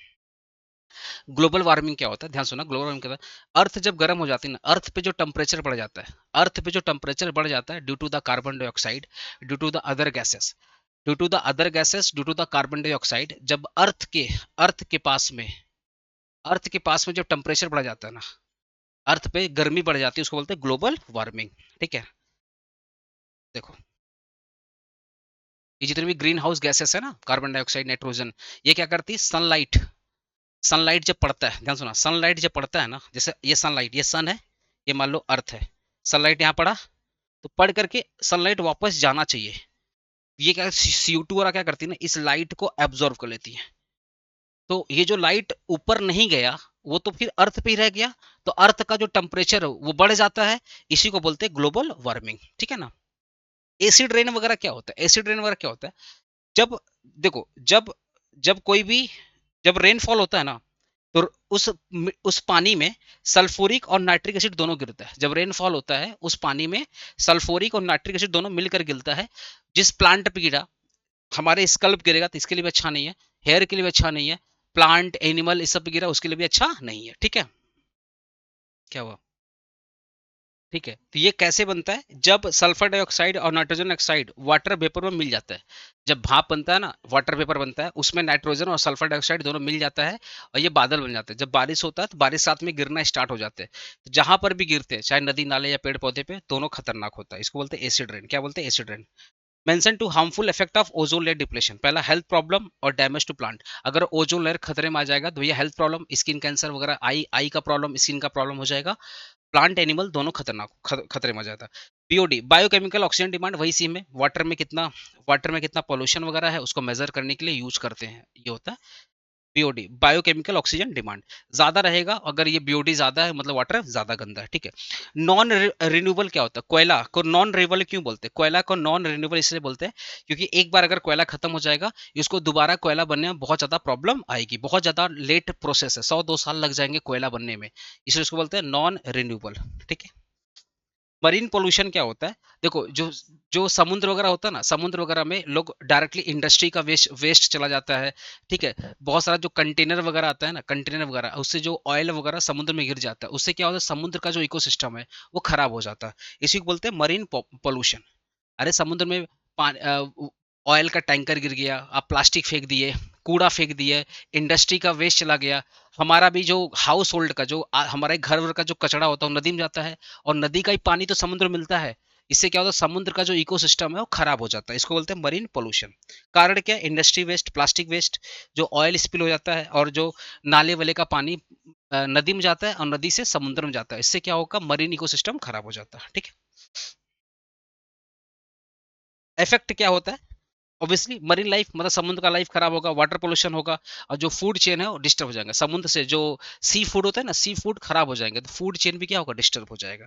एयर पोल्यूशन क्या होता है, अरे गाड़ियों से निकलने वाला जो धुआं, इंडस्ट्री निकलने वाला धुआं, जो कोयला वगैरह जलने वाला जो धुआं, उससे क्या होता है, पूरा का पूरा जो हवा होती है खराब हो जाती है, उसको बोलते हैं एयर पोल्यूशन, ठीक है।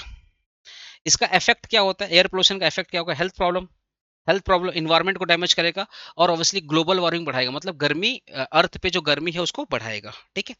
वाटर पोल्यूशन क्या होता है पता है, इंडस्ट्रीज जो वेस्ट निकलता है, नदी नाले वाले से जो वेस्ट निकलता है, ठीक है।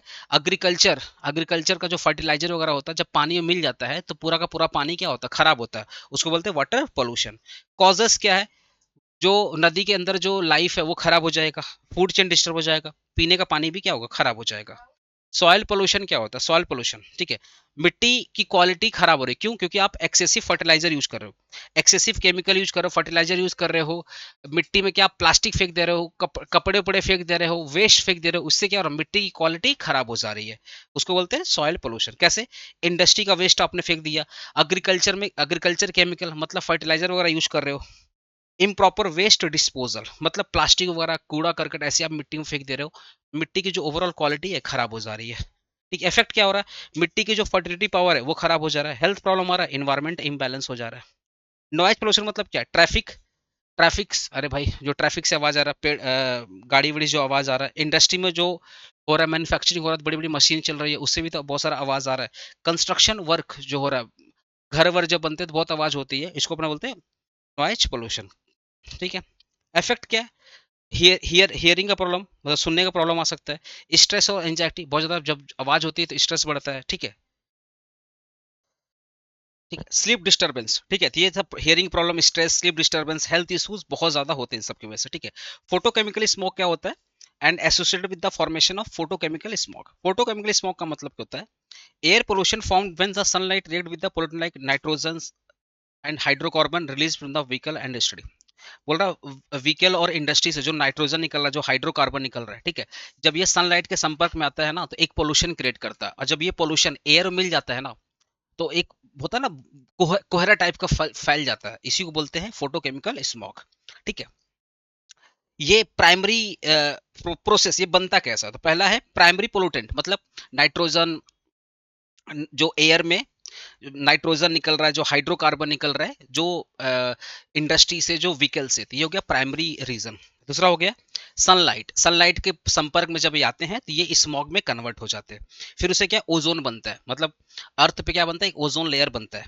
फिर सेकेंडरी प्रोडक्ट, सेकेंडरी प्रोडक्ट मतलब क्या, उससे O3 बनता है और पैन बनता है, पढ़ा चुके हैं O3 और पैन, और दोनों हमारे हेल्थ के लिए क्या होते हैं, खराब होते हैं।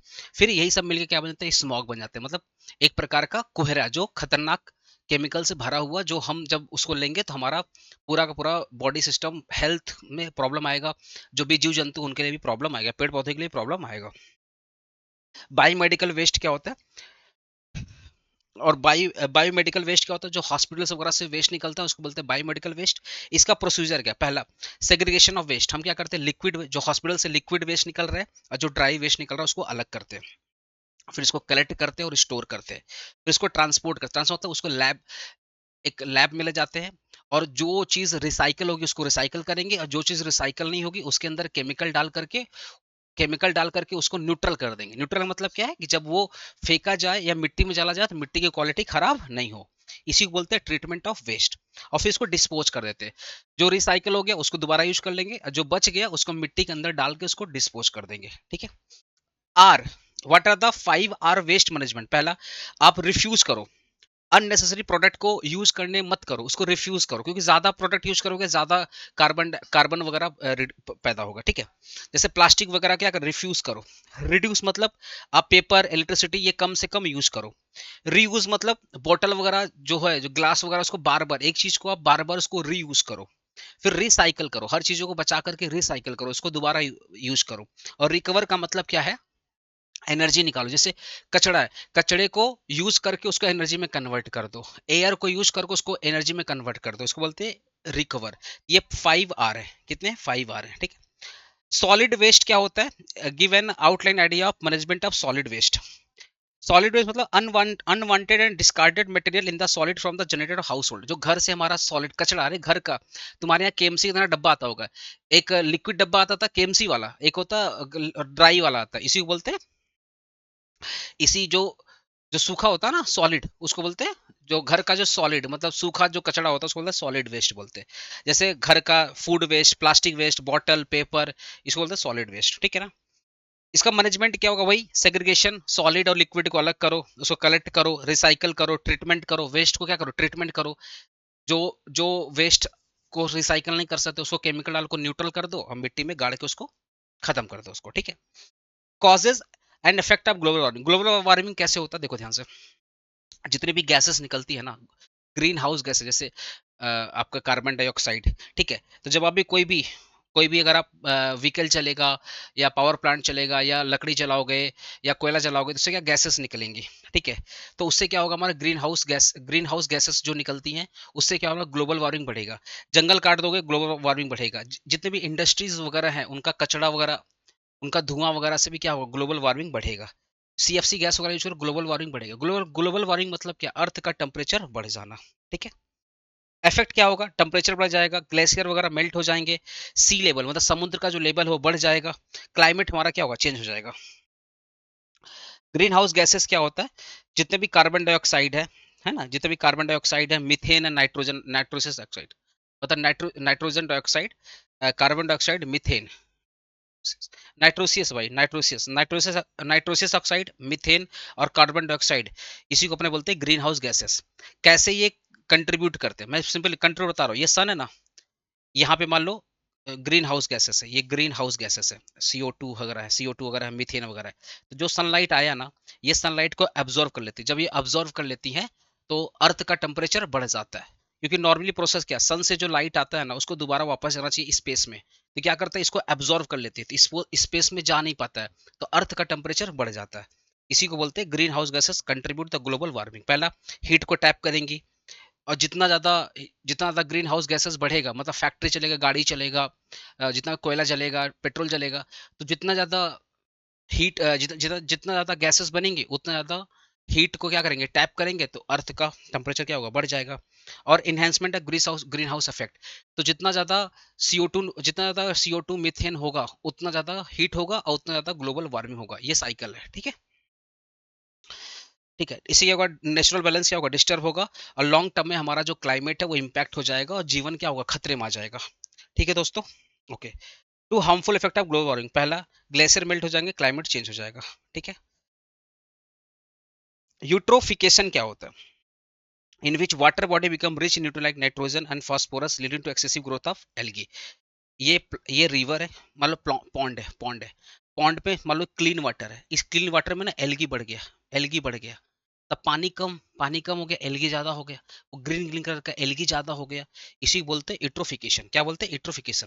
अब जितना ज्यादा एल्गी बढ़ेगा ना, ऑक्सीजन का लेवल कम हो जाएगा। जितना ज्यादा एल्गी पानी के ऊपर में, जितना ज्यादा एल्गी बढ़ेगा, पानी के अंदर ऑक्सीजन का लेवल कम होगा। और जब पानी के अंदर ऑक्सीजन का लेवल कम हो जाएगा, तो जो पानी के अंदर का सिस्टम है, मतलब जो मछलियां हैं, जो पेड़ पौधे हैं, ये सब धीरे धीरे क्या मरना स्टार्ट हो जाएंगे। इसी को बोलते हैं यूट्रोफिकेशन। ठीक है। देखो ना, algal bloom in the lake due to the, मतलब या algae lake due to excess fertiliser in water. अगर आप फर्टिलाइजर बहुत ज्यादा डालोगे वाटर में, या गंदगी, ये दो तरीके से होता है गंदगी। सिंपल एग्जाम्पल गंदगी, अगर पानी में बहुत ज्यादा गंदगी होगी, ये नाले वाले का पानी ज्यादा उसके अंदर जाएगा, तो जितना ज्यादा गंदगी होगी उतना ज्यादा उसके अंदर एल्गी वगैरह पाए जाते हैं। अब वो एल्गी क्या करते हैं अपने अंदर, ठीक है, एल्गी करते हैं, वो क्या करते हैं, पानी के अंदर नाइट्रोजन और फास्फोरस बढ़ा देते हैं। ठीक है, जिसकी वजह से एल्गी और बढ़ जाता है, जिसकी वजह से क्या होता है, ऑक्सीजन का लेवल कम हो जाता है पानी के अंदर। इससे क्या होता है, हमारा पानी का जो लाइफ होता है डिस्टर्ब हो जाता है। इसी को बोलते हैं यूट्रोफिकेशन। टू सोर्स क्या है, इंडस्ट्री का जो वेस्ट निकलता है, और जो हमारा घर का जो नदी नाले का जो पानी निकलता है, जो नदी में जाता है, अरे नाली नाली में से जो नहाते वाते हम लोग जो नहाते वाते हैं, जो हमारा बाथरूम का वेस्ट होता है, वो सब तो कहाँ जाता है, नाली से उसके अंदर नदी में जाता है। इसके वजह से क्या होता है, एल्गी वगैरह ज्यादा होता है, तो ऑक्सीजन का मात्रा पानी के अंदर कम हो जाता है। उसकी वजह से क्या होता है, जो पानी के अंदर का जो लाइफ है वो खराब हो जाता है। इसी को बोलते हैं यूट्रोफिकेशन। सीएफसी का फुल फॉर्म क्या होता है, देखो, सीएफसी क्लोरोफ्लोरोकार्बन। इसका यूज क्या, रेफ्रिजरेटर और एसी वगैरह में यूज करते हैं, एरोसल स्प्रे वगैरह में यूज करते हैं। ठीक है ना। फिर क्या बोल रहा है, किसको बैन क्यों किया गया, इसको क्यों बैन किया गया, क्यों, क्योंकि ओजोन लेयर को प्रोटेक्ट करना, क्योंकि ये क्या करता है, ओजोन लेयर में और ज्यादा होल कर रहा था। तो ओजोन लेयर को जिंदा रहना बहुत जरूरी है। ओजोन लेयर नहीं रहेगा ना, पूरा धरती खत्म हो जाएगा। तो ओजोन लेयर को प्रोटेक्ट करने के लिए इसको यूज किया गया था। हार्मफुल, ये बहुत हार्मफुल केमिकल है, इसीलिए इसको हटा दिया गया। ठीक है, ग्लोबल कॉर्पोरेशन, सारे वर्ल्ड ने मिल करके डिसीजन लिया था। हेल्थ को प्रोटेक्ट करने के लिए लिया गया था, इन्वायरमेंट को प्रोटेक्ट करने के लिए लिया गया था। दैट इज वाई इसको हम लोग बैन कर दिए। ग्लोबल वार्मिंग और एग्रीकल्चर, क्या बोला, इम्पैक्ट क्या हो रहा है ग्लोबल वार्मिंग से एग्रीकल्चर पे और ह्यूमन पे क्या इम्पैक्ट होगा। पहला इम्पैक्ट, क्रॉप जो फसलें होती बर्बाद हो जाएंगी, वाटर की कमी हो जाएगी, जो हमारे जो डिजीज वगैरह होते हैं वो बढ़ जाएंगे, हेल्थ प्रॉब्लम बढ़ जाएगी, और जो फूड वगैरह है, जो एग्रीकल्चर वगैरह है, वो खराब हो। देखो भाई, सिंपल सी बात, एग्रीकल्चर खराब होगा, इंसान ऐसे ही मर जाएगा। एनिमल खराब, एग्रीकल्चर और एनिमल, यही दो चीज पे हम जिंदा हैं। मीट, अंडा, मछली और वेजिटेबल, अनाज, इसी पे जिंदा है। यही खत्म हो जाएगा तो हम भी मर जाएंगे, बस सिंपल। तो पढ़ोगे तो समझ में आ जाएगा। एयर पोल्यूशन को कैसे कंट्रोल करें, यूज क्लीन फ्यूल, हमें सीएनजी एलपीजी को यूज करना चाहिए। इंडस्ट्री का जो कचरा है उसको रोकना चाहिए, कम से कम कचरा निकलना चाहिए। प्रॉपर वेस्ट मैनेज करना चाहिए, पब्लिक ट्रांसपोर्ट को यूज करना चाहिए। कॉजेस क्या है, ओजोन लेयर डिप्रेशन का, पहला, ज्यादा सीएफसी गैस यूज हो रहा था, उसके वजह से ओजोन लेयर खतरे में थी। इंडस्ट्री का धुआं धुआं से वगैरह में क्या था, उससे भी ओजोन लेयर खतरे में है। जो एरोसोल स्पेल, मतलब सीएफसी, एयरक्राफ्ट, जो एयरक्राफ्ट का एमिशन है, जो जहाज से जो धुआं निकलता है, उससे भी ओजोन लेयर में खतरा होता है। इफेक्ट क्या होता है, health problem, damage to plant, marine life, भाई ओजोन लेयर खतरे में होगा, सब खतरे में, पूरा अर्थ खतरे में आ जाएगा। तो मरीन सिस्टम हो, चाहे पॉन्ड का इकोसिस्टम हो, चाहे फॉरेस्ट का इकोसिस्टम हो, चाहे हेल्थ प्रॉब्लम हो, चाहे इंसान है, पूरा धरती खत्म हो जाएगा अगर ओजोन लेयर खतरे, क्योंकि sun is the source of energy. अब ये सन का अगर डायरेक्ट लाइट अर्थ पे आया तो अर्थ का जीवन खतरे में हो जाएगा। तो जो तुम जानते हो, इन्वायरमेंट डैमेज, क्लाइमेट में, सब डाल देना। एमसीक्यू का मैं वीडियो ला रहा हूँ, नेक्स्ट वीडियो में एमसीक्यू डाल रहा हूँ। नेक्स्ट वीडियो में एमसीक्यू डाल रहा हूँ, ठीक है, उसमें 200 एमसीक्यू कराऊंगा, 200 एमसीक्यू कराऊंगा नेक्स्ट वीडियो में। इसको फटाफट रेडी करो। रिवीजन वीडियो था भाई, वन शॉट, जिसने देखा उनके लिए तो बेस्ट है, जो नहीं देखे भाई आपको कॉन्सेप्ट मिल गया, सारे पीडीएफ अच्छे से रीड कर लो, बना करके लिखो। अब प्लीज व्हाट्सएप ग्रुप में ऐड हो, वीडियो को शेयर करना, सब लोग वीडियो को शेयर करना। भाई मेहनत को पसंद करते हो तो लाइक करना, और एक कमेंट करके बताओ ना कैसा लगा, एक कमेंट करके जाना मेरे दोस्त, बताओ ना कैसा लगा, ठीक है। और प्लीज वीडियो को शेयर करो, हर एक कॉलेज ग्रुप में वीडियो को शेयर करना। मिलते हैं एमसीक्यू वाले वीडियो में।